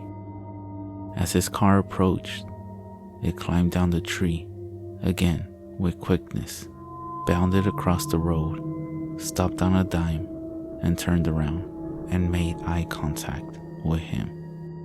This time, he had a friend in the vehicle who also saw it and began freaking out. It was the same exact thing as the first time. A simian black body with a snow-white, expressionless human face. My roommate, as always the curious one, turned the vehicle around and began searching for the creature, but it was nowhere to be seen. While trading stories around a campfire, my friend recalled an encounter he had while serving an LDS mission. My friend's mission region had a reservation within its boundaries. However, it was far from where he was serving. On one occasion, him and his mission companion were told to travel more far than usual to meet with some investigators. This, however, took them near the reservation. On their way home, their car ran out of gas, and it wasn't until late at night that they were able to continue the journey home. My friend, who was driving while his companion slept in the passenger seat, chose a different route that took him through some back roads in an attempt to try to get home sooner. He told us he was driving above the speed limit when he noticed movement in the woods lining the road. Because coyotes were common in the area, he took little notice first. Then, he looked out the window and slammed on the brakes. The sudden stop made his companion awake, who wanted to know what was wrong. My friend was shaken and said he would tell him once they got home. He only told him to say a prayer. By the time they made it home, his companion was dying to know what happened. And my friend told him, as I was driving, I looked down at the road next to the vehicle, and I saw 6 men running on all fours, keeping up with the car. I was driving 40 miles per hour.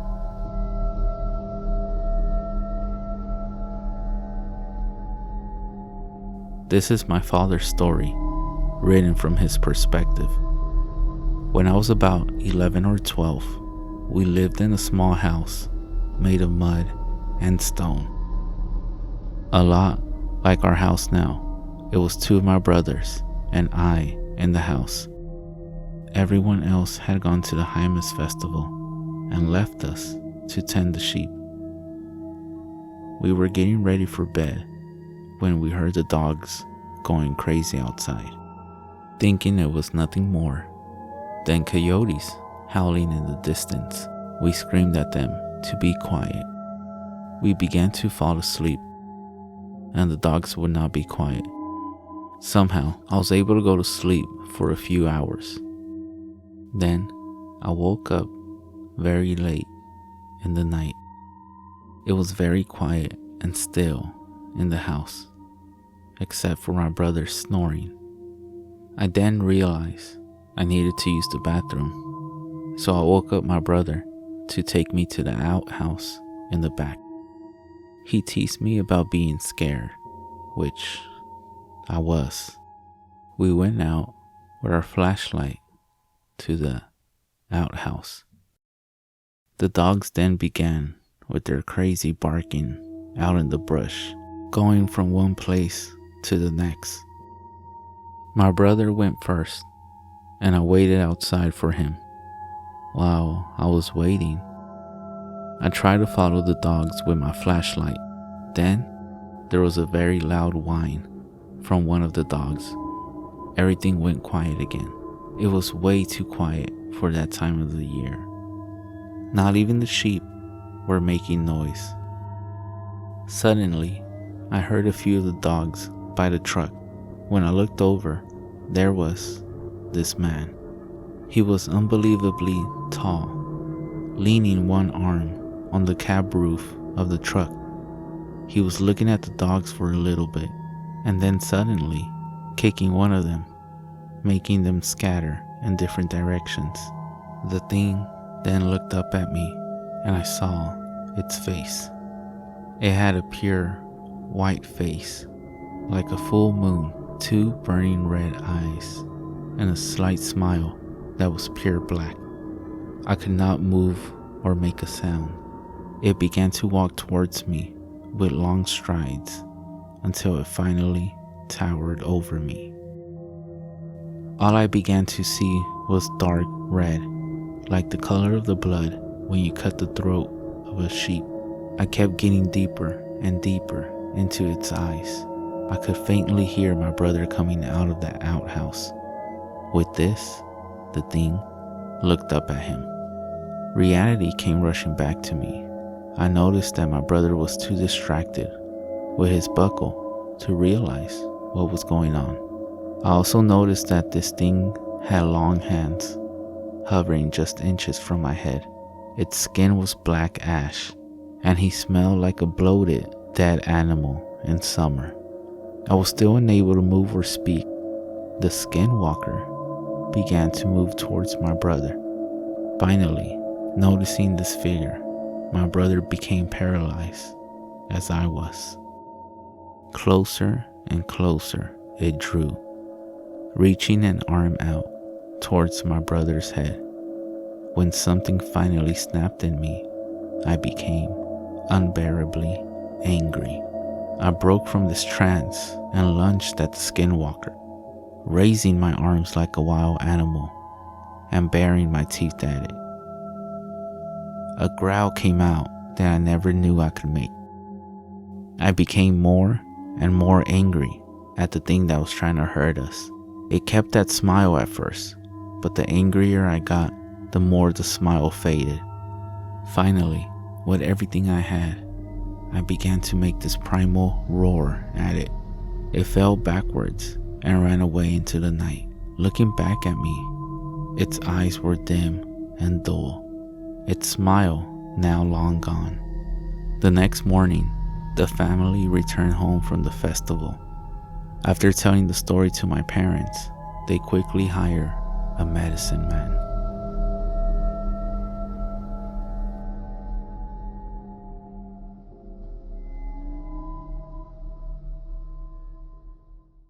Before I begin, I'm 16 years old and I'm a male.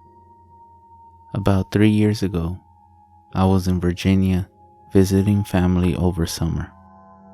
We were right outside the DC area and staying in a 2-story house near the freeway. On the other side of the freeway was a forest. So my mom, her boyfriend Eric, and I were all staying with Eric's parents. We had brought some night vision binoculars and decided that tonight was the perfect time to use them. So after dinner, we gear up and head out. We pass under the freeway and head into the woods. When we get about 5 minutes into the forest, we set down our bag and take out our binoculars. My mom looks around with them for a while, seeing a few squirrels here and there. She gets tired of them and passes them to me. I look around for a while, being careful not to look at the freeway for fear of being blinded. I spot something behind a tree about 50 feet to our left. I concentrate on it, trying to figure out what it is. It looks like a pale, bald, anorexic man looking straight at us from behind the tree. I get a bit uneasy, but I'm hesitant to believe it's actually there. I ask Eric to take a look just in case. To my despair, he sees it too. He describes it much the same way I did. Now Eric, a former amateur boxer, and I train MMA almost every day, but neither of us wants to stick around with that thing. We start heading back to the house, crossing under the freeway. We take another look behind us as a car comes by. All three of us see glowing eyes lit up by headlights on the other side of the freeway. We say, "Fuck that," and head back to the house. When we get back, Eric's parents are asleep, and my mom and Eric go upstairs to the guest room. There's only one guest room, so I have the couch downstairs. I'm a little too excited after seeing the thing in the woods, so I end up staying up all night. Around 3 a.m., I'm watching TV and start hearing footsteps above me. I quickly remember our earlier encounter and panic a little. I try to calm down and tell myself it's just one of the dogs or maybe someone who couldn't sleep. I keep hearing the footsteps for a while until I hear a doorknob jiggle. I find it weird that they're trying to open a locked door, but try to ignore it. They stop, walk around for a few more minutes, and then it's quiet again. I stay up until the sun starts coming up and then pass out. My mom wakes me up and I remember the footsteps from the night before. I describe what happened and ask if one of them got up at any time. She says no, and I think it must have been one of the dogs. That is, until she tells me the room above me is the office. No one was in the office and the door stays locked at night. My heart sinks as I piece it all together. I don't know if it was that thing for sure, but I think it was. I'd done a lot of research trying to figure out what that thing was that night. I found two creatures that seemed to match it. I think it was either a Skinwalker or a Wendigo. Whichever one it was, I'm just thankful that door was locked. I know I wouldn't be able to fight that thing, no matter how tough I am.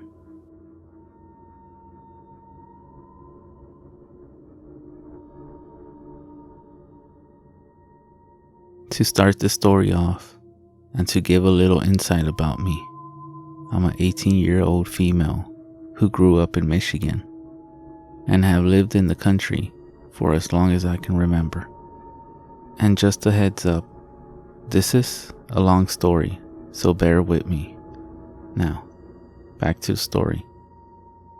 On one hot summer weekend, me and a couple of friends, including my boyfriend, let's call him Tony, and my older brother, let's call him Brad, decided we were going to go camping for the weekend since it was such a nice warm week.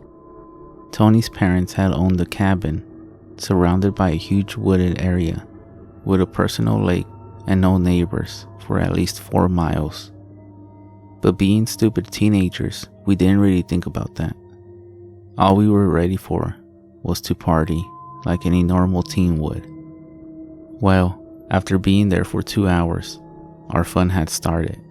Tony's friends had brought tons of alcohol and weed to last us the whole weekend, so we wouldn't be bored since we had no service and only movies to watch. After it got around 12 a.m. and was pitch black, we had a huge bonfire going. It was a total of 6 people, including me and Tony. As we talked and laughed about upcoming events in our lives, we were so distracted that we didn't notice that my brother had literally frozen his eyes onto one section of the woods. Mind you, we were all intoxicated and high at the time. Eventually, our talking ceased when Tony realized his friend and my brother had an emotionless expression. "Hey dude, you alright?" he asked Brad. Silence. Brad didn't reply or even make any movements that would indicate he heard him.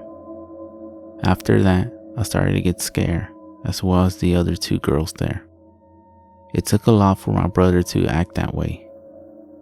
Eventually, I was the first to catch on that he was excessively staring into a certain spot in the woods. I turned my head and followed his gaze the best I could. And when I finally caught on to what he was staring at, my heart dropped. There was, right fucking there, was, at first look, a dog. At least, that's what I thought. It was some person's dog that wandered off. But then, my brain kicked in, and I realized there wasn't neighbors for miles. So, how could there be a dog? My mind started to race while Tony still tried to get Brad to speak or even move. Then, in one motion, this thing stood up tall. And when I say tall, I mean fucking gigantic. It had to be at least 6 feet tall. Everyone now saw it. How could you not? The other 2 girls and the other boy with us were shocked as they finally grasped why my brother was as still as a stick. No one moved for what seemed like hours. Tony was the first to talk. "No tail," he mumbled. No one heard what he said but Brad, and I swear to you, when I say his eyes widened as big as pan saucers, that freaked me out immediately. "What did you say?" one of the girls asked. "It has no fucking tail," he hissed at her. My heartbeat stopped. He was right. There was no tail on this thing. My clouded alcohol mind cleared up in a fraction of a second when I finally realized what this thing was. Now I understood why my brother was basically shitting his pants. This thing was a Skinwalker. My instincts kicked in right then and there, but before I could nope the fuck out of there, the thing let out a terrible stench, like rotting meat, before screaming, inhuman-like. The sound was enough to scare the fuck out of everyone. My brother was the first up out of his chair and started shouting native words to the creature, while I told everyone to get the fuck inside. No one questioned me when they saw just how dead serious I was, especially Tony. He's never seen me so scared, so he knew it was a bad situation. We all hightailed into the cabin, with my brother behind us, still shouting native words at the creature, which seemed to keep it at bay. Wow, it gave us enough time to get inside. He slammed and locked the door before turning all the lights off and grabbing a special ash from the kitchen counters and started throwing it at every window and door while chanting. Of course, he had everyone freaked out and basically in tears at that moment. After he was done, no one said a word for a long time, all of us still in shock. He grabbed our dad's pistol and had it posted by him for hours. Everyone was entirely shaken up to even question what happened. We must have fallen asleep eventually because I woke up to my brother packing all our stuff into the 2 cars early in the morning. I understood why. We had native family. We knew what we were dealing with, and we knew it would come back, and maybe not alone. Before we left, I did a blessing on the cabin and spoke a few calming words to the still very freaked out girls. We left as soon as everything was packed up. To this day, we still haven't explained exactly to our friends what happened that night. But they have also never bothered to ask us. I heard of skinwalkers before, but I always assumed they were the Native American version of werewolves, so I never gave them much thought. Until last week, when one of my coworkers at my new job told me that they were his most feared folklore creatures. He's originally from Utah, so that makes sense. He suggested some YouTube videos to watch on the subject, and after work that night, I watched about 4 or 5 of the videos. Now, I totally understand his stance on them now. I live in South Carolina, so to be completely honest, I wasn't too worried about the possibility of running into one. My coworker told me that they were basically a Midwestern thing. I would be more worried about Wendigos if I were you. He joked the day after I watched the videos. We had a good chat about skinwalkers and Wendigos during our shift and just revel in the creepiness of them. I mentioned how one of the tales said that the more you talk about skinwalkers, the more they're drawn to you. And he made sarcastic ghost noises to keep the mood light. The night I showed the videos to my fiance, she was way more creeped out than I was. I became kind of obsessed. I love scary things and couldn't help but watch every video I came across. I talked about skinwalkers with my other friends who love horror, looked up skinwalker art, read true skinwalker stories on Reddit, just drove head first into all things about skinwalkers. This went on for a few days until I started feeling a little burned out on the subject. I live in a fairly nice neighborhood where all the houses are on one side of the street. On the other side is land that used to belong to the local elementary school. The building is on the next street over, so basically it was like the school's backyard or whatever. However, the school shut down about 30 or 40 years ago, and the county just let nature reclaim it. So directly across from my house is an old chain link fence and just overgrown woods. 2 nights ago, I was smoking a cigarette and I heard some leaves rustling across the street. I didn't bother looking up from my phone. I live across from the woods, so it must have been a deer. The rustling stopped, then it started again, and it sounded like whatever was over there was running back and forth along the fence line, panting like a dog. This, however, caught my attention. There had been a few cases of rabies in my town because of a strange dog that was running around in the middle of the night, and it was definitely something I wanted to keep my eye on. I look up from my phone in the direction of the sounds, and they just stopped. It was like the thing knew I noticed it. I strained my eyes trying to see what it was, but it was obscured by the overgrowth. I didn't look away, must have stared at the spot for at least a minute. It didn't make another sound, didn't move, so I knew it was still there. A chill ran down my spine, and I began thinking of every Skinwalker video I had watched over the last week, and I felt sick to my stomach. I quickly put out my cigarette and went inside. The next morning, I took my dog out for a short walk. She's a pug zoo named Honey and is like my child. Me and my fiance taught her that pee pee poo poo means it's time to go outside to potty. It's the cutest thing. Anyway, this particular morning, I take her out to the front yard to do her business. She pees and then walks around sniffling for about 5 minutes before walking to the side of the street and sitting down.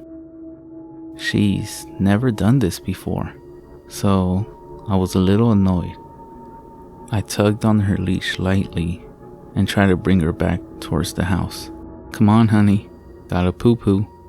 She didn't budge.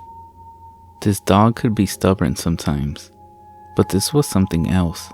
She tugged back against the leash and just stared across the street, sniffing the air occasionally. It was then at that moment that I realized she was staring at the exact spot that I had heard the thing the night before. I got goosebumps, and I quickly picked her up and began walking back to the house. As I got closer, I noticed something on the ground by my front steps. It was one of the Halloween decorations my fiance had put up on our house. Plastic black roses with plastic eyeballs and spiders on them. The stems were wire, so they can be wrapped around things to keep them secure. This flower was torn apart. Something had come into my porch, taken down the flower, and torn it apart, leaving it in the front of my steps. I picked up the flower and threw it away. I didn't tell my fiance. I didn't want her freaking out. The rest of the day went by uneventfully. That night, I told my coworker about what happened, and he looked a little concerned, but brushed it off. He said what I heard was most likely just a dog, and the flower was most likely knocked down by the wind. I had my doubts. As I was walking to my door after getting home from work last night, I heard some panting as the night before and the clicking of claws against asphalt.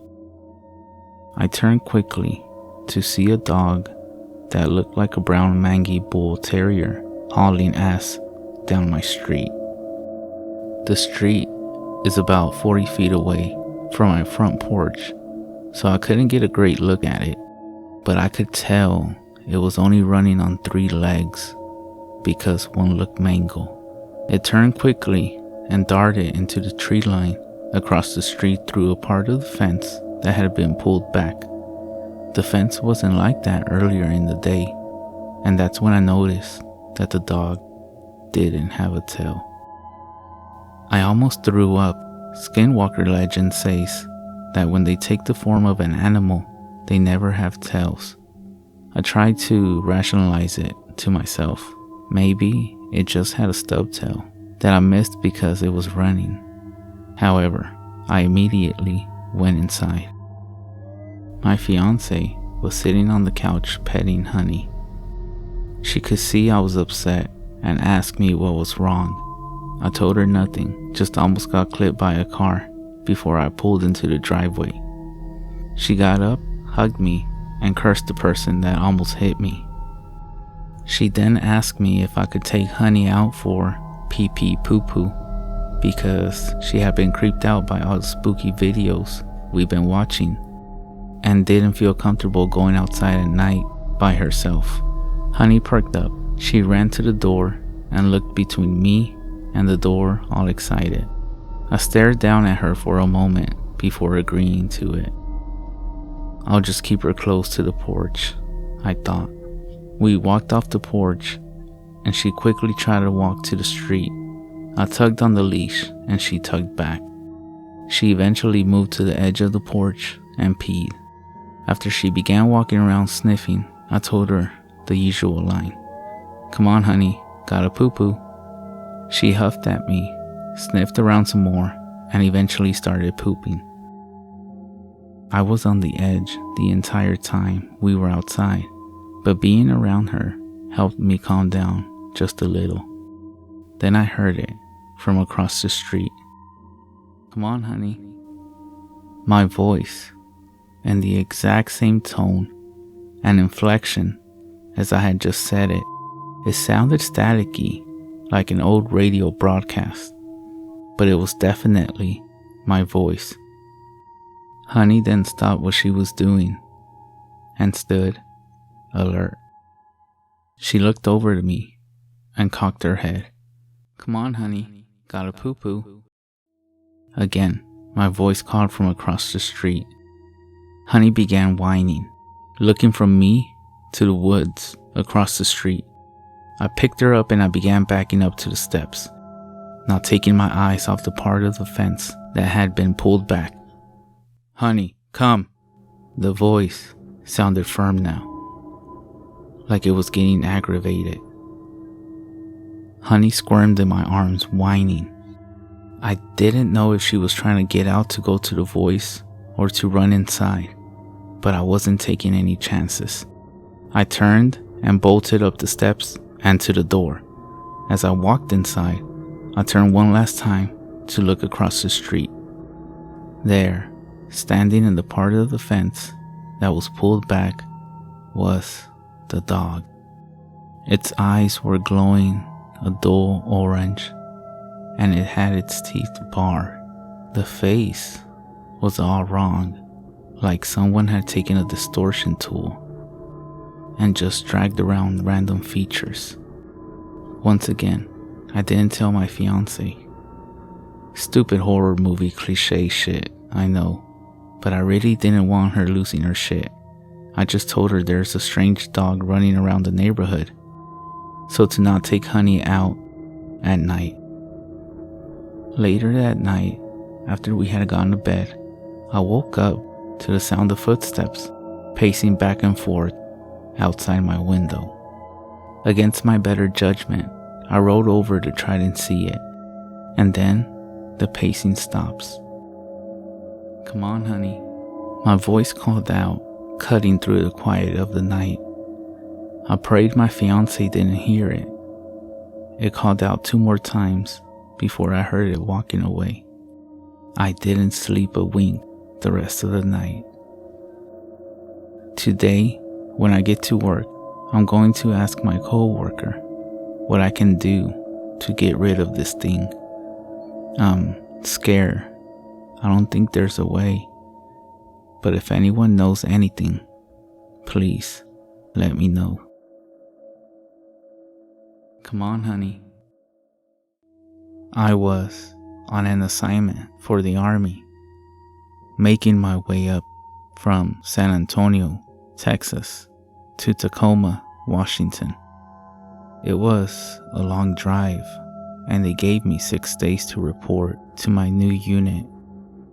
But I didn't mind. I love road trips.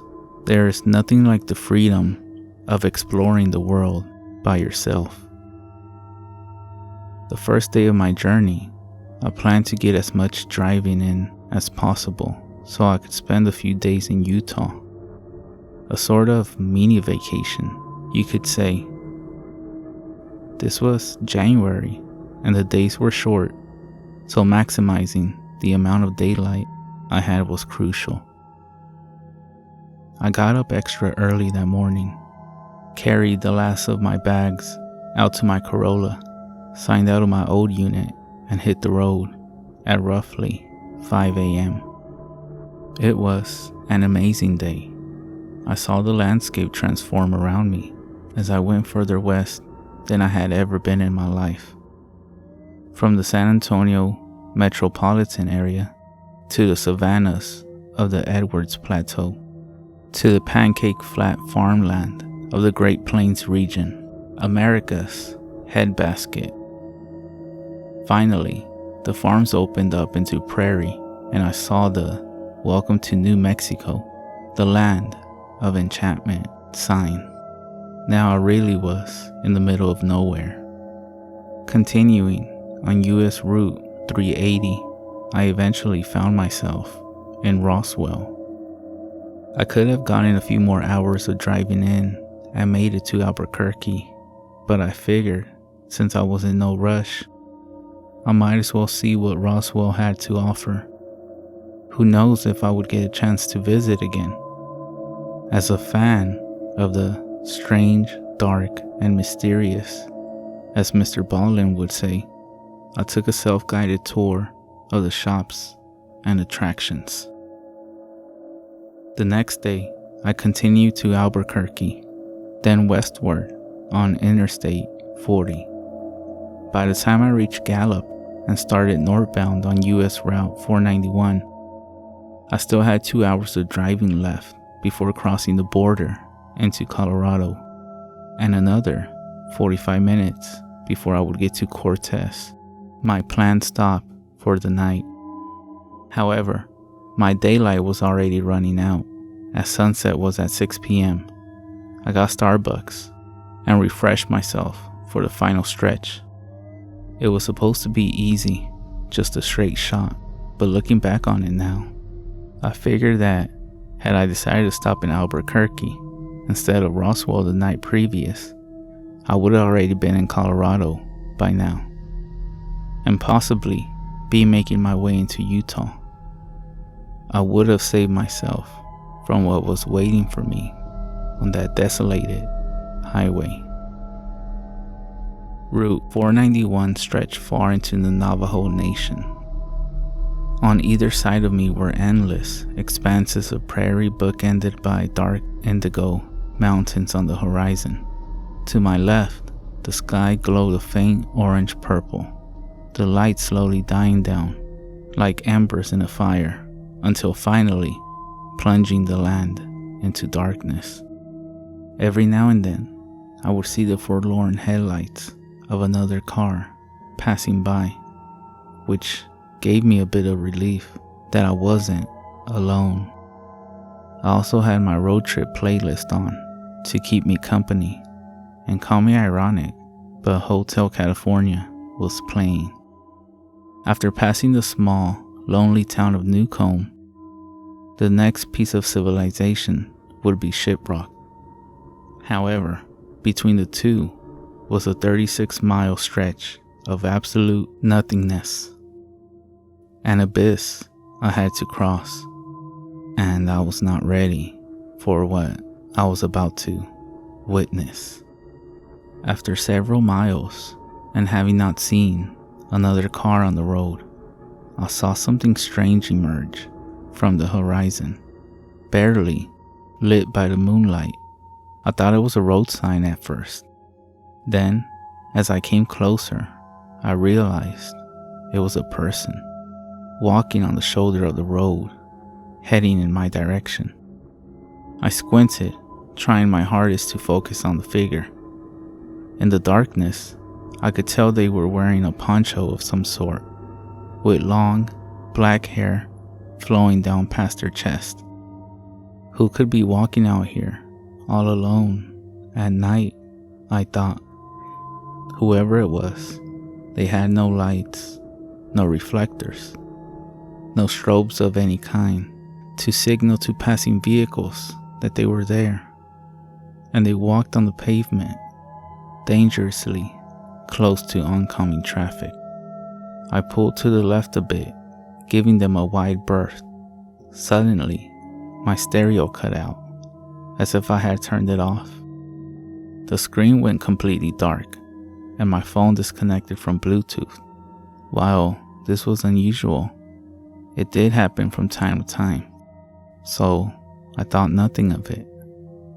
As I approached, I saw the person raise their right arm, as if to flag me down and hitch a ride. No, I thought. There's no way that's happening, buddy. As my headlights swept by, I realized it was a man, dressed in a button-up shirt, a poncho, jeans, and cowboy boots. His large belt buckle glinted as the lights passed him, but in that split second, I realized with shock that not only were his eyes painfully wide open, but they seemed to be tracking me. Somehow, he was able to see me through the glare of my headlights and look me dead in the eyes, not breaking contact until I passed. I was shaken for a bit, but my nerves gradually subsided. My stereo turned back on, and my music continued playing. I brushed everything off as simply my imagination. The darkness and the shadows playing tricks on my mind. Besides, the man was behind me. I figured he must have been drunk. Indian reservations, sadly, had high rates of alcoholism. I looked in my rear view mirror, and he was gone. I couldn't see him. Maybe he's too far behind me? No, that couldn't be. It must be too dark. Maybe. I drove on, trying to figure out what just happened, but at the same time, forcing myself not to think about it. Just when I thought I had moved on, I saw another shape in the distance. Getting closer, I realized it was another figure. Another person walking alone at night? There's no way. They walked along the shoulder of the road, swaying back and forth. Slowly, I could make out that this person. Then, I saw what looked like long black hair reaching down past the chest. No, there's no way. It was the man, the same man. But how? The man raised his arm again, trying to flag me down. What does this guy want? I kept up my pace, with no intention of stopping for any reason. Just like last time, my stereo turned off again. Suddenly, the man leaped out into the road, arms waving frantically. I swerved into the left lane, narrowly avoiding him. In my headlights, I noticed he had the same wide-eyed look, his gaze locked into mine. I also saw that his clothes did not look as they did on the first encounter. Once they were clean, if not well worn, but now they were soiled and tattered, rags barely hanging onto his withered frame. His hair was wild and unkempt, with clods of dried dirt stuck in the locks, but his eyes remained the same. My heart nearly burst through my chest at the sudden shock. Hyperventilating, I slowed down and glanced into the rearview mirror to make sure he was alright. Nothing could have prepared me for what I was about to see. The man was running, and he was sprinting towards me. I centered the wheel and accelerated, hoping to get as much distance from him as possible. But as I continued to speed up, so did he. Faster and faster I drove, but every time I looked in the mirror, I would still see him right behind me, perfectly keeping pace, his body tinted red by my taillights. I could feel my head throbbing and my hands getting slick with sweat on the steering wheel. I was sick to my stomach. There's no way. I looked forward, hoping to see a faint glimmer of light from the town ahead, but I was still too far away. I looked back at the rear view mirror, and the man was gone. I should have been relieved, but I knew better. Where did he go? I looked around, hoping to regain a visual on him. I couldn't see anything. Taking a deep breath, I refocused on the road, but kept my guard up. Just keep driving, I told myself. Only a few more miles to go. Out of the corner of my right eye, I saw something. Another shape. It wasn't the man. At least, I didn't think so. I glanced over, bracing myself for whatever was going to meet my sight. It looked like an animal, some kind of animal, though I couldn't make out exactly what it was. Under the moonlight, I could see it running alongside my car, its limbs reaching out in long strides, its back undulating like a dog. Closer and closer it came. The closer it was, the more of it I could see, little by little. Then I noticed its limbs were far too long for its body. Its body was too short. It had no tail. The head was round, and from it came a trail of long, black hair. I slammed my foot on the gas, pushing my car's engine harder than it had ever been pushed before. By now, I was clocking well over 110. But this creature, it was keeping up. It wasn't phased. It simply ran faster and faster to match my speed. Just what was this thing?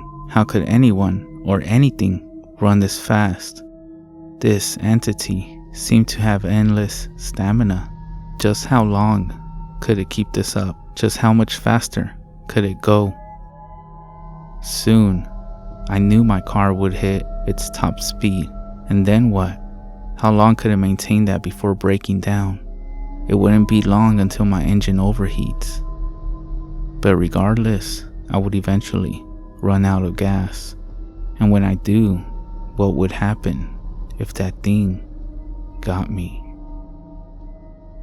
At 120 miles per hour, my car had reached its limit. This was the fastest I could go, but the creature continued its pursuit. My temperature gauge was approaching the red, and so was my tachometer. I couldn't keep this up any longer. Suddenly, like the beacon of a lighthouse on a tumultuous sea, the first light of Shiprock came into view. It was close, so close. If I could just go a little longer, I could make it into town, to safety. I pressed on. I fixed my eyes on the lights, growing brighter on the horizon. They bloomed outwards, glimmering in the night air. Though it was a small town, it was a sight for sore eyes in my situation. Looking in my periphery, I saw the undulation of the creature's spine as it kept pace with my car. But now it was slipping away, steering far and further from the road. It suddenly hit me just how hard my heart was beating. Beads of sweat dripped down my face. I looked over. The creature was gone. But this time, the feeling of dread had also gone with it. My stereo once again turned back on, and as my music resumed, I took a breath of deep sigh of relief. I let off the accelerator. This man, the creature, whatever it was finally gone for good. Having white-knuckled the steering wheel the whole time without realizing it, my hands were extremely sore, but I was glad to have made it through.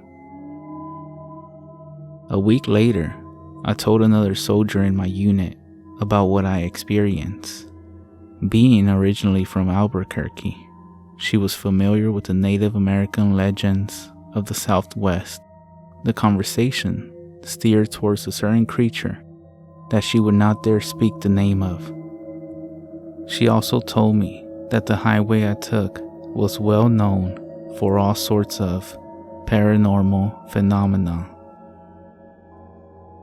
Google what Route 491 used to be called, and everything will make sense. Be careful out there.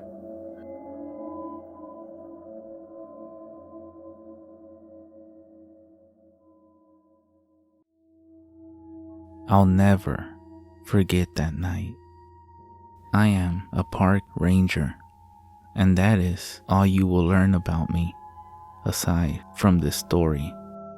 During the summer of 2008, I had been assigned to a watchtower in the middle of a heavily forested area. Most nights, it was uneventful, and I tended to just read a book as I waited for my shift to end. However, this night, when I started my shift, the guy I took over from was shaken up. Concerned, I asked what was wrong. All he did was shake his head and said, "There are things in the woods." He didn't say anything else and just left me standing there like a jackass. Jerk. Well, I set up for the night and took out my book. It was The Mailman, and I found myself surprised by how much I enjoyed it. Sometime around an hour into my shift, something struck the window. I jumped up and quickly sat the book down.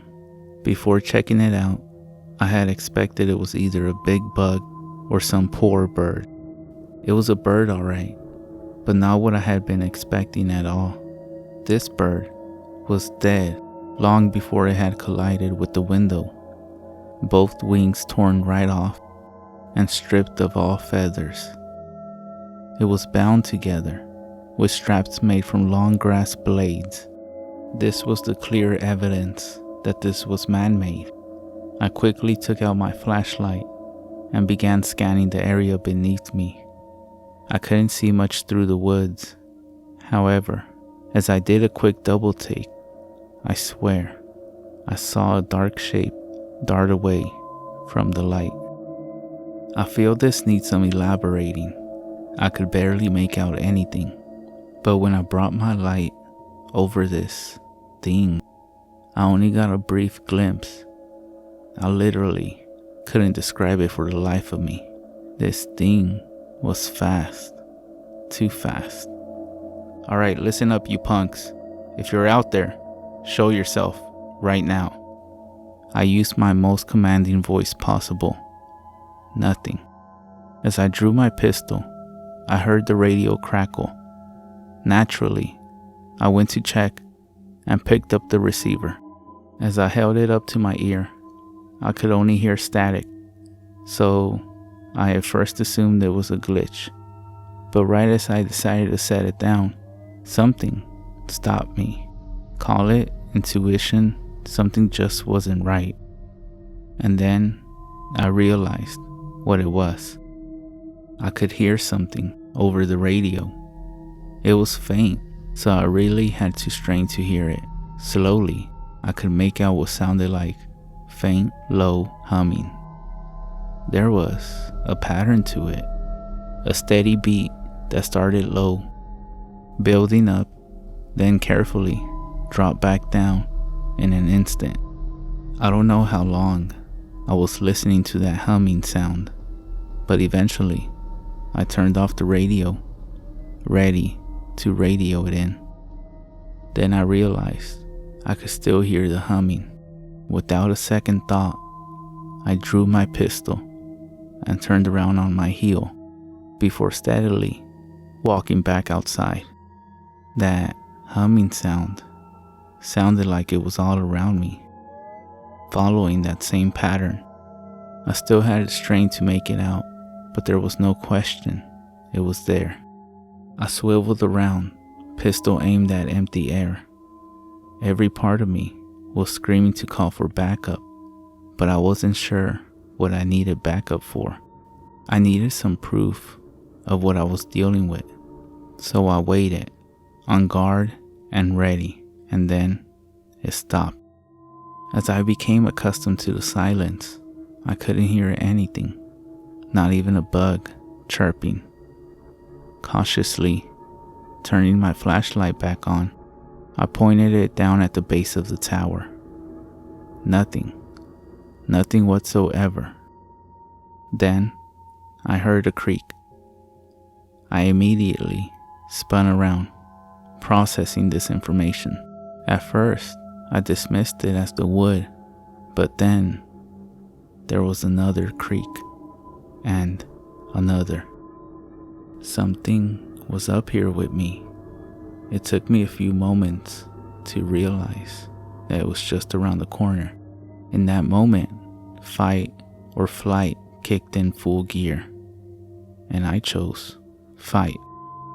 I rounded the corner and found nothing, absolutely nothing. I'm not ashamed to admit it.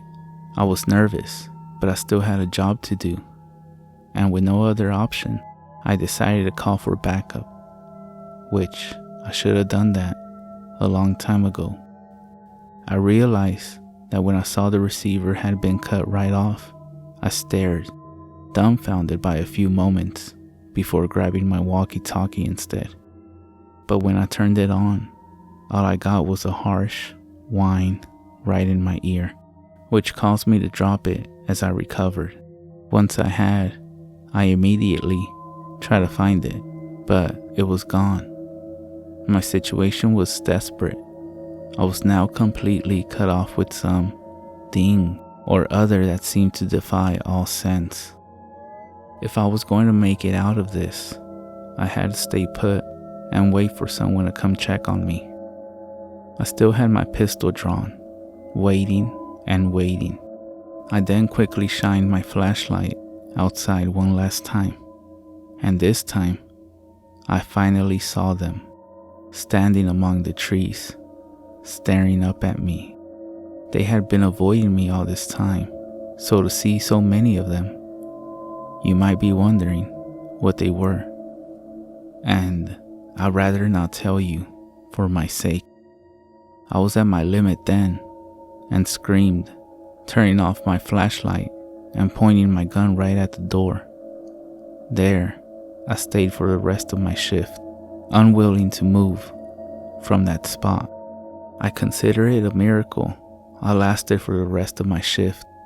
By the time someone finally arrived to see why I wasn't checking in, I poured out every single thing I had gone through.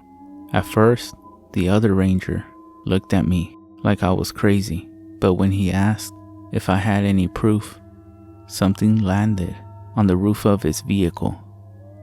It was another dead, naked, and wingless bird wrapped in grass. Needless to say, we booked it right out of there. When I got back and made a report about what happened, I demanded to speak with the last guy who had been on the previous ship. I really wanted him to have it for not warning me of what was out there. But here's the thing, we never found him. We searched high and low, checked every single record for a trace. We tried to look up his name when we could remember it, but it seemed like he never existed in the first place. So, what the hell took his shift?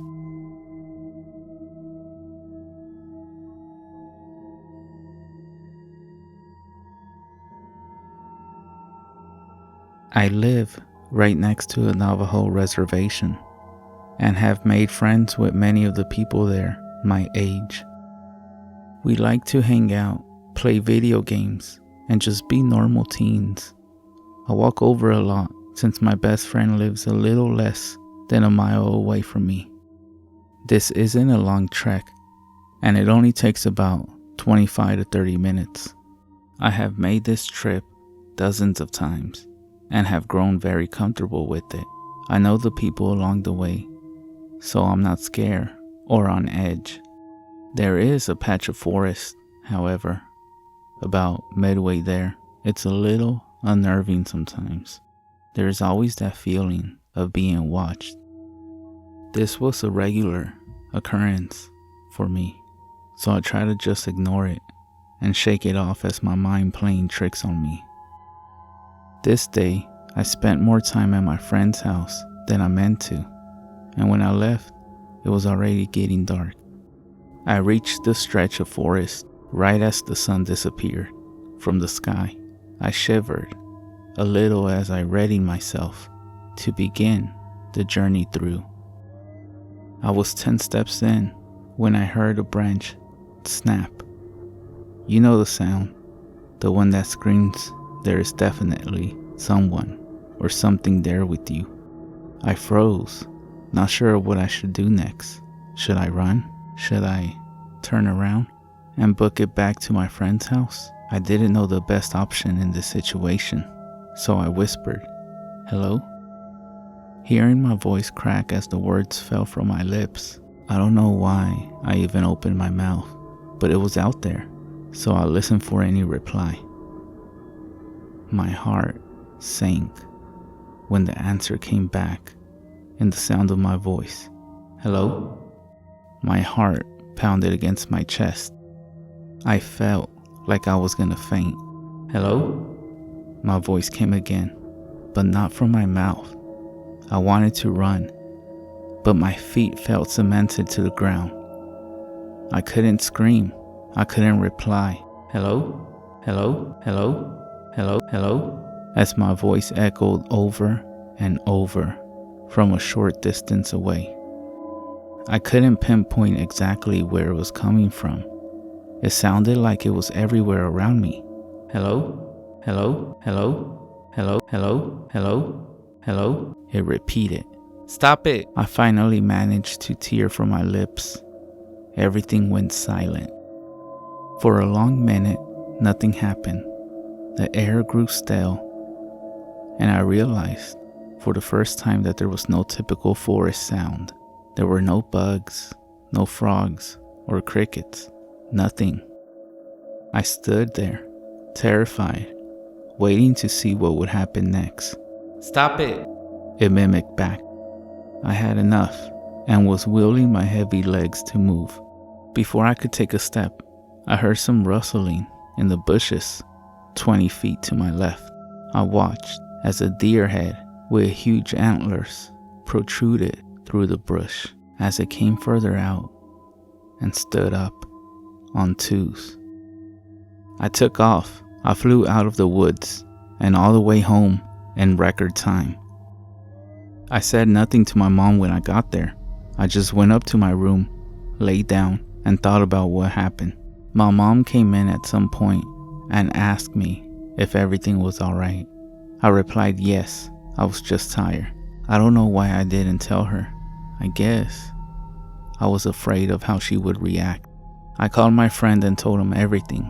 He freaked out and told me that no matter what happened that night, to not reply or look out my window. But this terrified me even more. He said to call him the next morning and he would explain more, and that he had to speak to his grandfather as soon as possible. That night, I didn't sleep at all. I stayed awake, listening to every little sound the night brought. Around 3 a.m., just as I was about to drift off, the air changed. The night sounds got quiet. I felt my heart begin to pound. I lay there and waited, pulling the covers over my head like a child, far too scared to move. It came after a long moment. "Hello?" I cried. It was all I could do. "Hello? Stop it!" It mocked what I had said in the woods again. It was terrifying enough when it copied what I said. But then, it did something new. It called my name. "Amy." My mother's voice. "Amy! Amy! Come here! Hello? Stop it!" My voice again. For the rest of the night, the creature outside my window called my name in my mother's voice and repeated what I said in the woods over and over. In the morning, when the sun broke through the dark, it finally stopped. I fell into a deep sleep.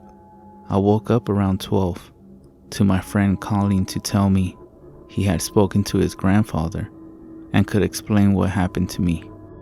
He said there was a creature that they called yenaglooshi, or he who goes on all fours, or a skinwalker. He explained that it was an evil witch that used dark magic to transform into an animal with the attributes it required, and that this witch had caught my scent and knew me now. I was also given a warning that since it knew me, it would always follow me, and that I would always have to be careful. Last night, I heard scratching on my window. Then, a low hum. The creature began saying my name again, but also adding in things I hadn't said in my mother's voice. At one point, it started calling my name, but drawing it out really far, like Amy. It tried to get me to come outside, or to open the door and let it into my house. This went on all night. At this point, I feel like I'm going crazy. I don't know what to do. Is this thing seriously going to stalk the shadows around me for the rest of my life? I don't think I can take that.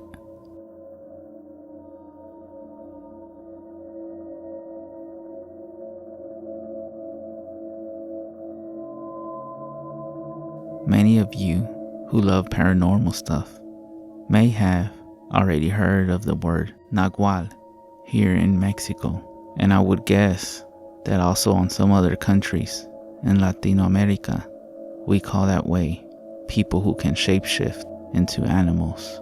Well, here's my story. It was a cold night, I remember, because it was really weird for it to get cold on that side of the country. This was in my parents' house, in a small pueblo, or small town, and back in the day, it was one of the last houses outside of town. Not so many neighbors, but a lot of trees and nature around. The house has a long backyard where we used to have sheep. At one side, a small water stream and trees to the other side. The sheep then started to bleat very loud, something we could call screams. My father then went to give a check on a window in the back side of the house. I still recall his face when he came back quickly, and in a low, urgent voice, he told my mom, "Ve agarra a tu padre y a tus hermanos y diles que vengan ya ahorita. Go ask your father and brothers to come here immediately." They were 4 brothers, my grandfather and my father. When everyone was there, a few minutes later, my father started to tell us what he saw. In the barn, we had 10 sheep. At the moment my father gave a look, all of them were together in just one corner. At the center, there was some kind of big animal. My father described it as a bear, which makes totally no sense, but he said it was big, hairy, and it seemed to be eating one sheep there. This one sheep was screaming really bad. Then, my grandfather told my mom to keep us inside of the house and to keep me in there also with her. If you go outside now, you may catch a bad air. So he made some kind of prayer holding his machete. So his prayer, I remember he said the names of my uncles and also my father's. He then went outside. That's when my grandfather started to yell at the darkness, telling things like, "Vete de aquí, no tienes nada que ver aquí. Deja esta casa. Go away, you have nothing to do here. Leave this house." My father told me that he saw how this thing was in a pose, eating the sheep, which was laying on the ground, still screaming by the way. And when my grandfather yelled at it, this thing seemed to stop and raise its head up towards my family. This thing was only staring at them. Not a single noise, and also no red or shining eyes. Only the shadow looked like it was looking at them. So my father decided to do something at last. He took a big rock, he picked it up from the ground and threw it at this thing. Maybe not the best thing to do in this situation, but I guess this thing was not that strong. Or maybe because it was 6 of us and we all had machetes. But when the rock hit it, this being turned its back and ran away to the forest, running on all 4 legs like an animal would. They then approached the sheep, and my grandpa said how the sheep was on the ground, but it was still alive, but it was completely unskinned. It was horrifying, at least. My grandfather then sacrificed it to stop the suffering. After that night, a family friend told us a story about someone new in town that apparently was a nagual. He told us he spoke to that man and he told him to leave the town. Indeed, we never happened to live something similar after that.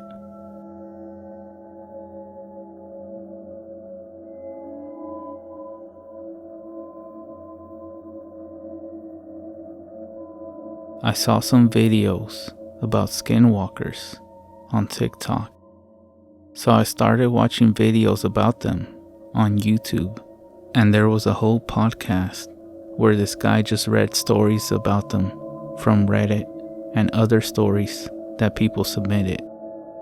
Our ward at church purchased a piece of land way back in the day.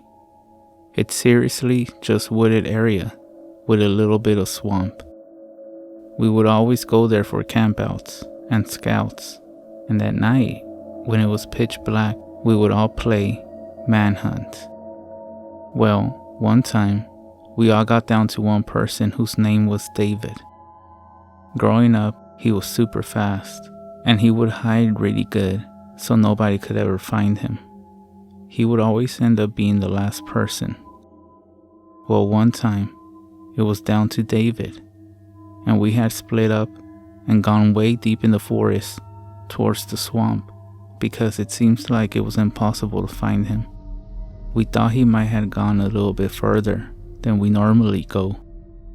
We started getting into some more muddy and wet terrain as we get closer to a swamp-like area where the water is most likely shin deep, and we saw David way out in the swamp, and he wasn't wearing a shirt. And with the spotlight on him, he looked super pale, but he just stood there and didn't say a word. You could seriously tell something was off. Then, all of a sudden, we heard David from behind us, yelling, trying to get our attention, so we would keep trying to chase him down. Meaning, what we saw in front of us was definitely not him. So being a bunch of 12 to 17-year-old boys, we started yelling and running back to the campsite as fast as we could. Nobody believed us. In fact, for years everybody made fun of it, calling the ghost of David. But then I started listening to these stories, and every single one of them sounds just like what happened in some way or another.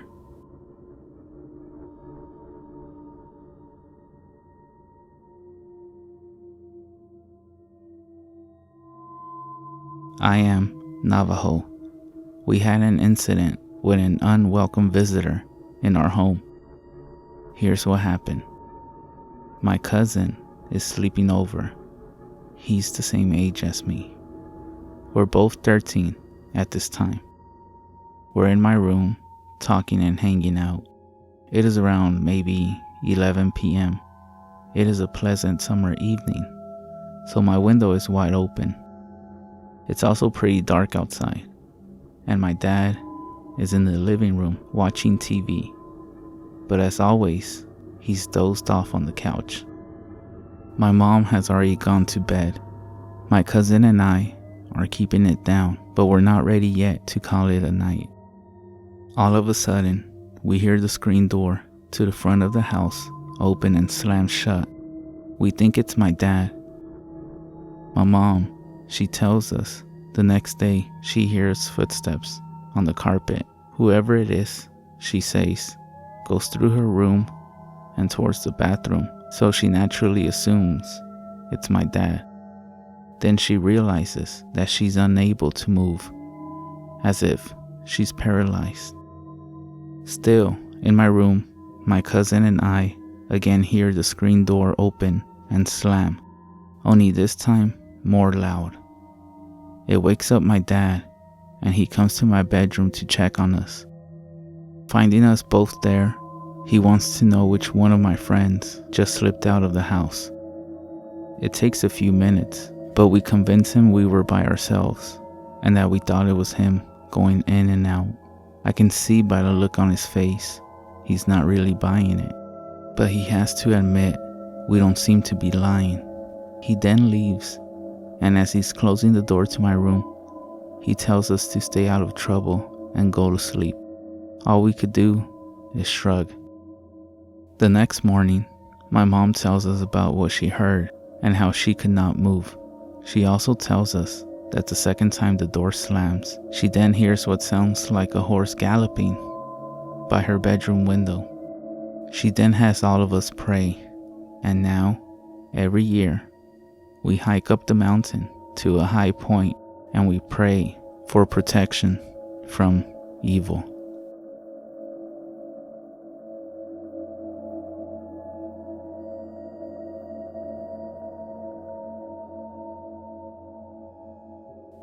This event happened just south of Polaca, Arizona, within the Navajo reservation.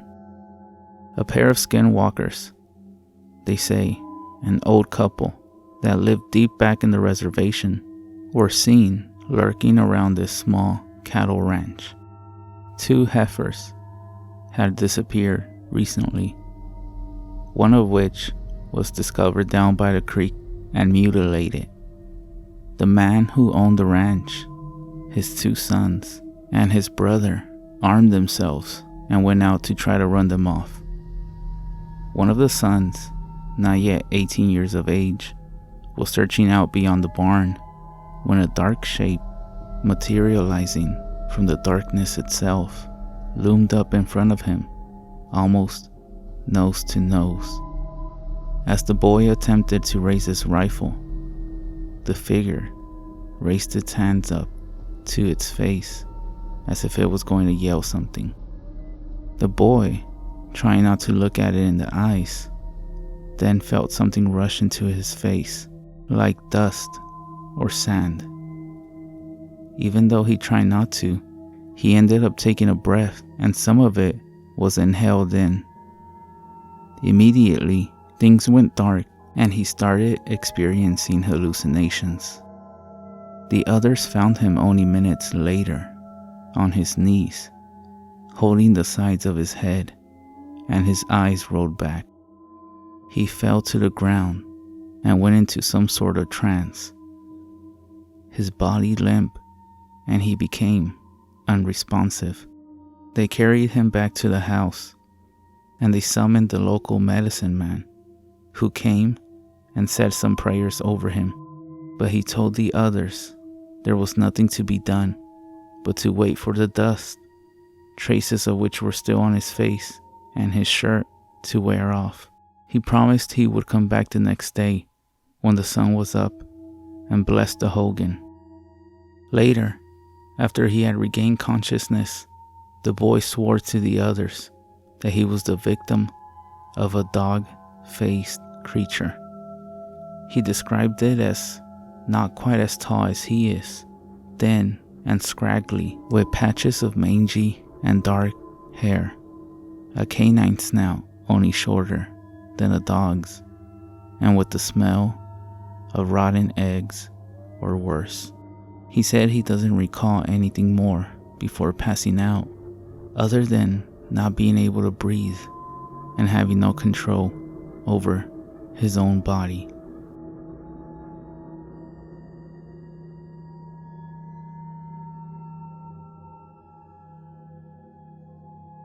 I was only 17 at the time. On this specific night, I woke up feeling thirsty.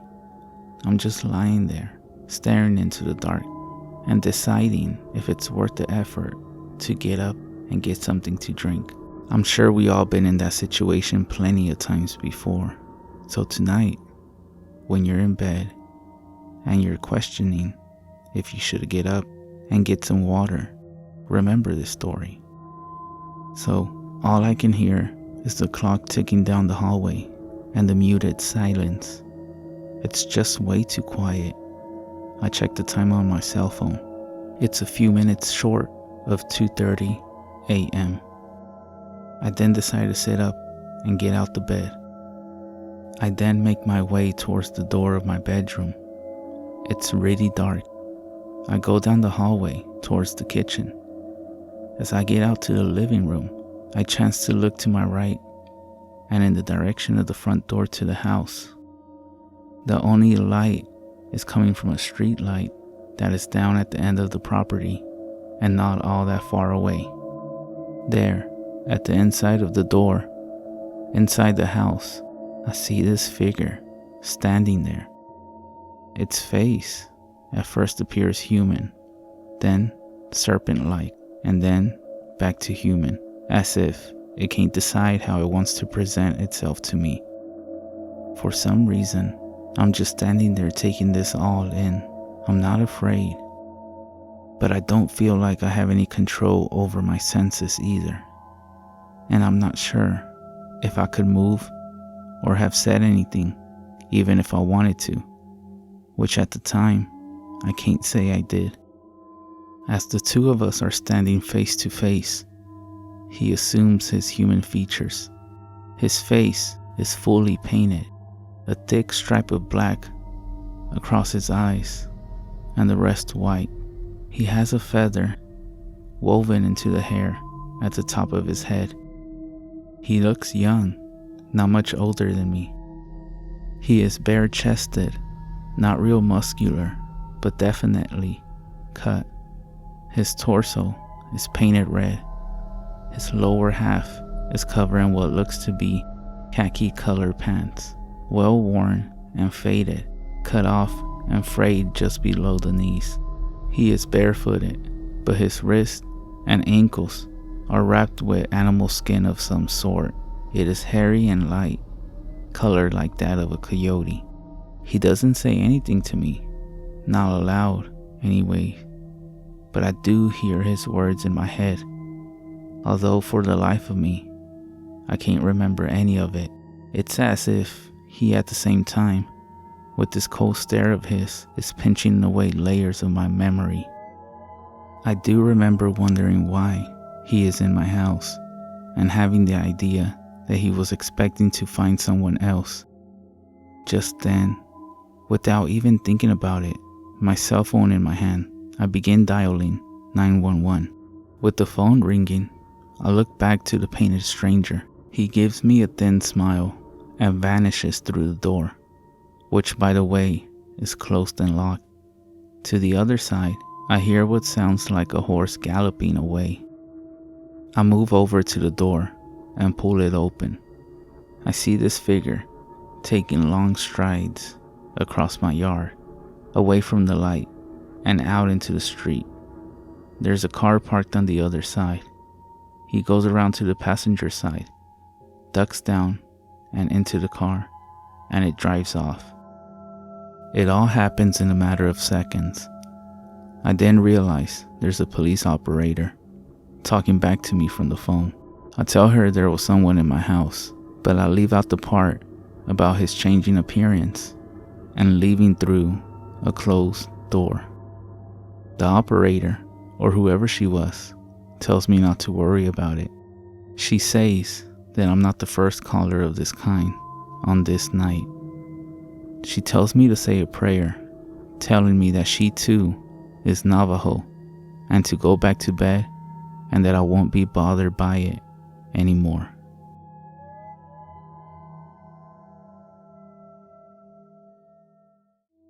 Before I begin, I would like to say that this is a very long story. It's been something that's haunted me since I was 6 years old. Since my first encounter with it, I had dreams about this, and 2 very specific encounters with the creature. I'm sharing this story so I could possibly find help on what to do or how to get rid of this creature that's been hunting me since I can remember. Just for background, I'm a 21-year-old female and still worry about this creature finding me, but I'll get into detail why later. For now, here's my story. I would always go camping with my grandparents, who I call my Gammy and Gampy, at the end of my school years. I would always look forward to it, since I grew up loving the outdoors and the woods. I especially loved camping, loving the idea of having s'mores, taking long hikes, being around the campfire, and of course, the wildlife that we would see. Now, I grew up in California, mostly near cities, so the forest was like my true home to me. I always prefer being near trees and dirt instead of buildings and crowded places. Besides, the woods were more quiet and more peaceful. I always felt safe when I was there, like nothing could ever hurt me. But something strange would always happen at the end of the month of May. I would have this reoccurring dream during the last week of my school year. I would be in the woods, walking alone down a dirt trail. The woods were always quiet. I would continue to walk this path until I saw this red fox poke its head from behind a tree. Its eyes were always strangely human-like, but they were yellow and somehow looked like teddy bear eyes, and it would always just stare at me. It wouldn't make a sound at all. It would just watch me. Usually, in my dream, I would go up and pet it, making the fox finally make a noise, mostly a soft growl. Then I would continue walking, and it would follow me. The first time I would have this dream was when I was actually around 5 years old, and it lasted until I was about 11. As the years went by, it would be the same exact thing. I would walk in the woods, find this fox, pet it, then continue on with my hike with it alongside me. But when I was having the same dream, on the fourth time, it would start to walk behind me. That's when I started to feel uneasy about this fox. I could hear it making odd noises, but every time I went back to look, it was just walking, like nothing was wrong, even somehow giving me a smile. Sorry to go on about a dream, but I now believe that this was a warning of the creature. Now that the dream is out the way, I can talk about my first true encounter. I was 6 years old, and I was going on a camping trip with my Gammy and Gampy for about a week. Of course, I was very excited. I was barely able to keep myself in school for the last day of kindergarten. They had picked me up right as the bell had rung, and already had the camping trailer attached to my Gampy's truck. I remember he drove an old red truck that only had 3 seats, with me being always in the middle. It took about 2 hours to get there, and another good hour to find our usual camping spot. It was deep into the woods and far from other people, as my Gammy wasn't too fond of being around other people while we were camping. As they were setting up the camping trailer, I wandered around the campsite, loving to dig in the dirt for bugs. I had sat down on the dirt and started to dig, but I noticed how quiet the woods were. It was never quiet, not even in the dead of night. I thought it was odd, but being only 6, I didn't think too hard about it. As I continued to dig for bugs, however, I thought I heard my Gammy call for me. She would always call me Sugar Booger, that being a nickname she gave me since I was born. That's what I had heard, but it sounded like she was very far away and somewhat sick. Sugar Booger. I looked up where I heard it coming from, which was from the woods, but there was no way she was there, because she was still unloading stuff from the truck. Even at the age of 6, it didn't feel right, so I walked closer to my grandparents and stayed next to them. I soon forgot about this weird encounter I had as we began to have fun. For the rest of the day, we played card games, sat next to the campfire as we ate dinner, and stared up into the stars. I always loved seeing the stars. There was never any where I lived at. We started to get sleepy around 9 p.m., I believe, and we started to get ready for bed. There were bunk beds that me and my Gammy would sleep on, keeping our luggage on the top bunk, and we would sleep on the bottom bunk. Due to my Gampy snoring, he would sleep on the couch of the trailer. I would always sleep next to the trailer window, just in case I couldn't sleep and wanted to look outside. I fell asleep pretty quickly though, that being the last day of school and all. It was pretty exhausting. I remember waking up maybe hours later. It was still pitch black outside. It wasn't weird for me to wake up late in the night, since I always had sleeping issues. I rolled onto my side, trying to fall back asleep until I heard, "Sugar booger." My eyes immediately shot open as I heard my nickname being spoken, but I knew it wasn't either of my grandparents. They were both asleep, and they were never known to sleep talk before. I started to feel this horrible feeling in my gut, like whatever I was hearing wanted to really hurt me. Even at the age of 6, I knew this wasn't normal. Then I started to hear tapping at the trailer window. It was soft, but loud enough for me to hear it. I just sat there, frozen in fear. I was trying to just brush it off as tree branches or rain, but I just knew it wasn't it. I could tell it was really someone or something tapping on the window. Then I decided to be brave and look. Big mistake. I pulled the curtain away to only peek, and all I saw were these large yellow eyes. They seemed glassy, yet not real. They looked like giant teddy bear eyes, but cold and unwelcoming. I remember in that moment, I panicked and quickly closed the curtain back up. I then hid under the blanket, that being the only thing I knew to do when I saw a monster. I could feel tears falling down my face. I never had been so terrified in my life. I just curled up into my Gammy's side and clung to her all night long. That damn tapping only getting louder and more persistent throughout the night. I don't remember falling asleep, but somehow I did. I do remember my Gampy waking me up around noon, saying how if I got up quick enough, we could still go fishing, but I didn't want to leave the trailer at all, terrified that whatever I saw the night before would still be out there. I did eventually go outside, but I was just looking around, horrified that whatever saw me last night would get me. My Gammy immediately knew I was scared and pulled me into a hug when she saw me, asking me what was wrong. I did tell her what I saw and heard, and to my surprise, she believed me. The next thing I know, she was telling my Gampy that we were moving campsites. It took a bit to convince him, but he did eventually start to pack up and hook the trailer onto his truck.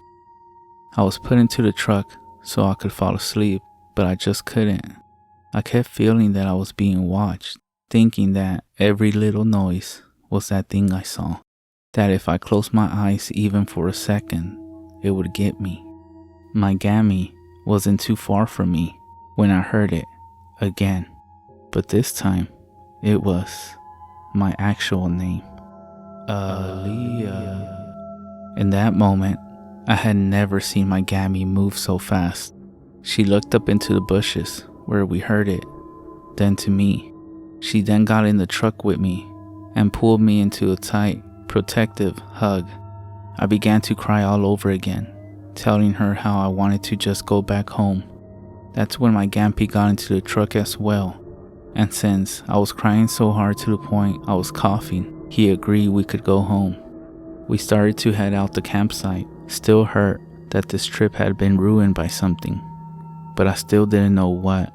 That's when something in my head told me to look back. I slowly did, feeling an ice-cold fear wash over me as I saw something, a red fox, sitting in the middle of the campsite, sitting there with large, yellow eyes. The same red fox from my dream, somehow curling its lips into an eerie smile.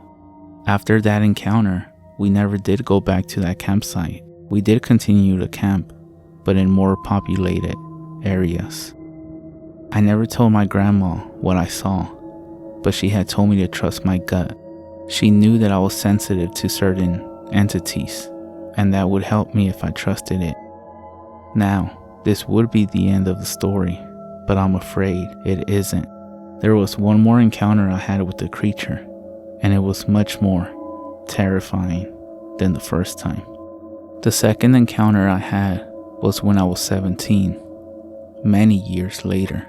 By this time, I knew very well what a skinwalker was now, and I was still very paranoid every time I went near wooded areas.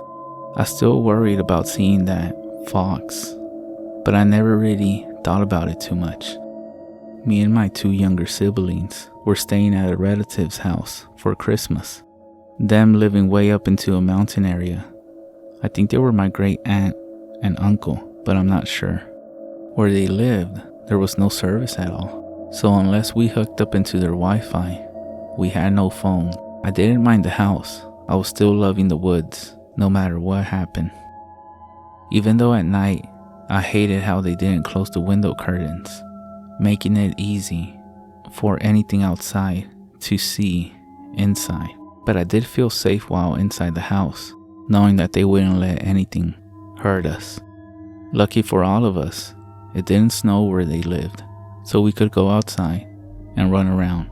They also had this beautiful black lab. She was about a year old. Her name was Pam. She was very playful and normally wouldn't listen to anyone but my uncle. One of the days we were there, my little sister and our aunt went out to the store for a nice girl's day. Even though I'm a girl, I wanted to go hiking with my uncle and my little brother. We left pretty early since the hike we were doing was 4 hours of walking into town. It was a really chilly morning, but since we were doing so much walking, it felt great. We also decided to take Pam. It was a good way for her to get some exercise and have fun. About maybe an hour into our walk, I started to slow down a bit, wanting to enjoy the beautiful forest. It was so peaceful, I could have stayed there, but as we continued to walk, I started to feel something odd. I noticed how quiet the forest had become. Hearing only footsteps and my brother talking to our uncle, Pam noticed it too. Her ears going straight up and growling softly. I started to pick up my pace to get next to my brother. I was worried that possibly a coyote or mountain lion was nearby, but I knew that they wouldn't be out at this time though. Even if they were, they didn't walk near the roads. My little brother was only 9 at that time, and being the oldest sibling, my natural instincts to protect him kicked in. My uncle noticed the silence as well, telling us to stay close to him and Pam, who was now next to me and still growling. I began to feel that horrible feeling again, that ice-cold fear I once felt when I was 6. I tried so hard to not think of the creature, but it was all I could worry about. I was scared. I felt like I was back to being that scared little 6-year-old girl again. I had to stop for a moment though, seeing my shoelace came undone. I quickly kneeled down to tie it back up, trying to hurry and just get out of there. And that's when I heard it. Aaliyah.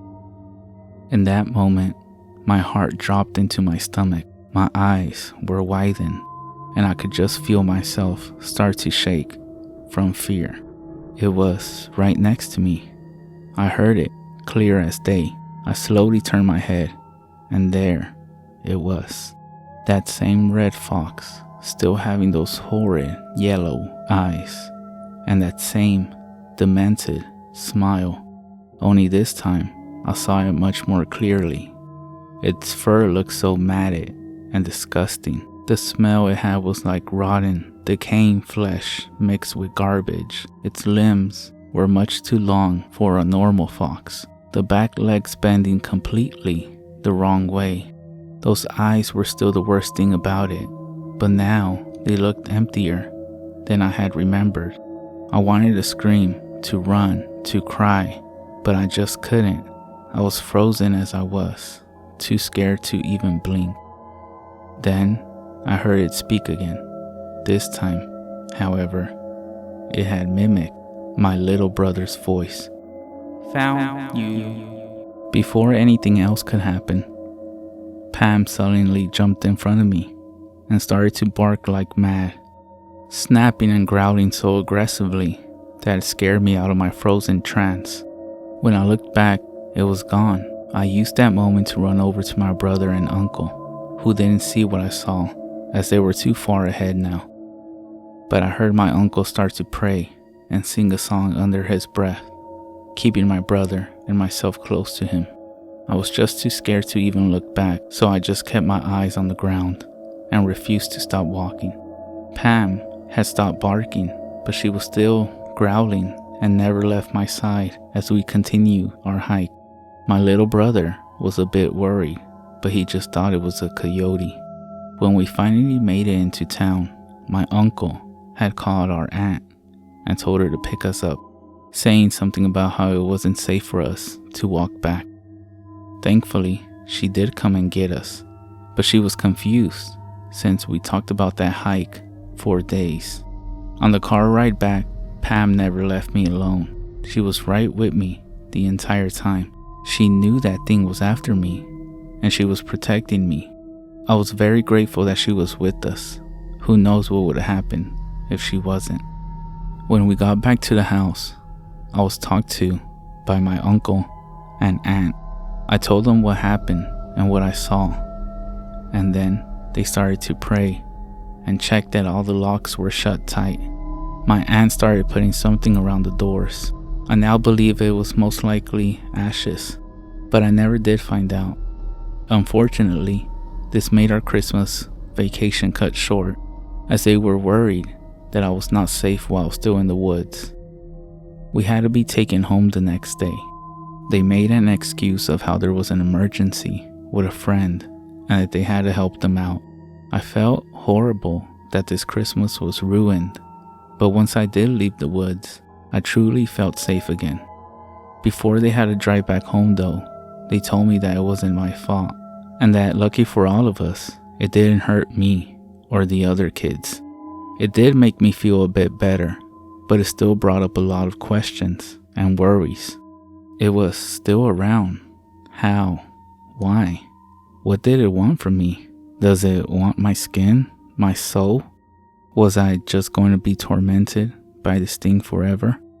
I still don't have answers to these questions, and that's what really scares me. Now, I have long moved from California, and now live in Kentucky. I do live in the woods, but so far, that thing hasn't found me. I know that seems very stupid on my part, but life had changed a lot when I was growing up. I was given no other option to live somewhere else, and my grandpa in Kentucky was kind enough to let me live with him. So please don't call me an idiot for moving to the woods when I had no other choice. Anyways, I am happy it hasn't found me, but I'm still worried. Can it still find me? Is it still hunting me? I'm not close to anyone who knows truly on how to get rid of this thing, and that's why I'm telling my story now, so I can possibly find help. So please, if there's anyone out there who does know, please help me.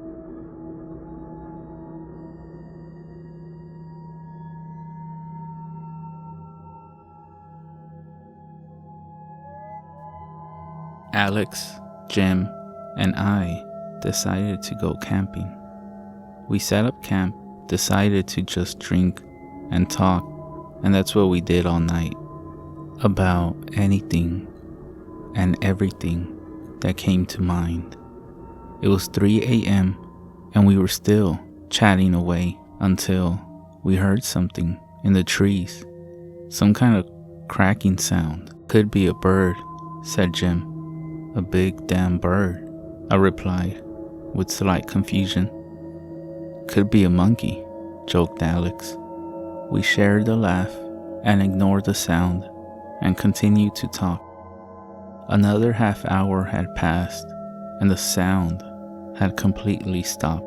I wonder what that was anyway, Alex said. Well, I have no clue, I replied, taking a sip of my beer. Well, I hope it's gone because I need a piss, Jim said standing up and heading to the trees. A few minutes passed, and Alex and I grew concerned. "We best go look for him," said Alex. He sounded a little annoyed. We stood up and walked in the direction Jim went. It didn't take long to find the first drop of blood, and then the trail that led deeper into the woods. "What the fuck?" I said, shaking. We began shouting for him, following the trail. I was the first to see him, standing in a clearing about 10 meters away. He was facing away from us. We tried shouting, but we got no response. We walked closer, and we noticed him twitching violently. He was covered in blood and clearly beat up. I was about to say his name once again, but the word got stuck in my throat when I saw the bloody pile of meat on the floor next to him. I think Alex saw it too, as he also went silent. As if by magic, Jim turned to us, and we saw his face was literally hanging off, and underneath was pale gray skin. We could also see a burning orange eye and part of a wide mouth with long, sharp teeth where the skin was peeled off. Besides from this, Jim looked normal, aside from a few cuts and bruises. As we stared into the single orange eye, the thing wearing Jim's skin pushed the peeling flesh back on, and there, Jim stood totally normal. "Hey guys, let's go for a walk," he said in his normal voice. This thing also seemed to demonstrate excitement. Alex and I turned. We ran past our campsite and got straight in the car, parked about a mile from our tent. I'm not sure if this Jim followed us. I swear I could hear thumping footsteps behind Alex and I. We reached the car and jumped in, pouring sweat and heaving. I started the car faster than ever before and drove at nearly 100 miles per hour all the way back home. When we arrived and got out, I walked around the back of the car only to see scratch marks on the bumper. I shivered as I realized how close he must have been. This was over 40 years ago. Alex never quite recovered, and last I heard, he was living in a mental hospital. I was thinking I may have to join him, as I'm pretty sure I saw Jim a few weeks ago at a bar. I thought I was mad until I did some research. I would have done it sooner, but I'm an old man now, and we didn't have Google back in the day. I'm pretty sure we encountered a Skinwalker, and it may have found me after 40 years, and I think it wants to finish the job. And now it's pretty strange that I keep getting letters asking to catch up from my old friend Jim.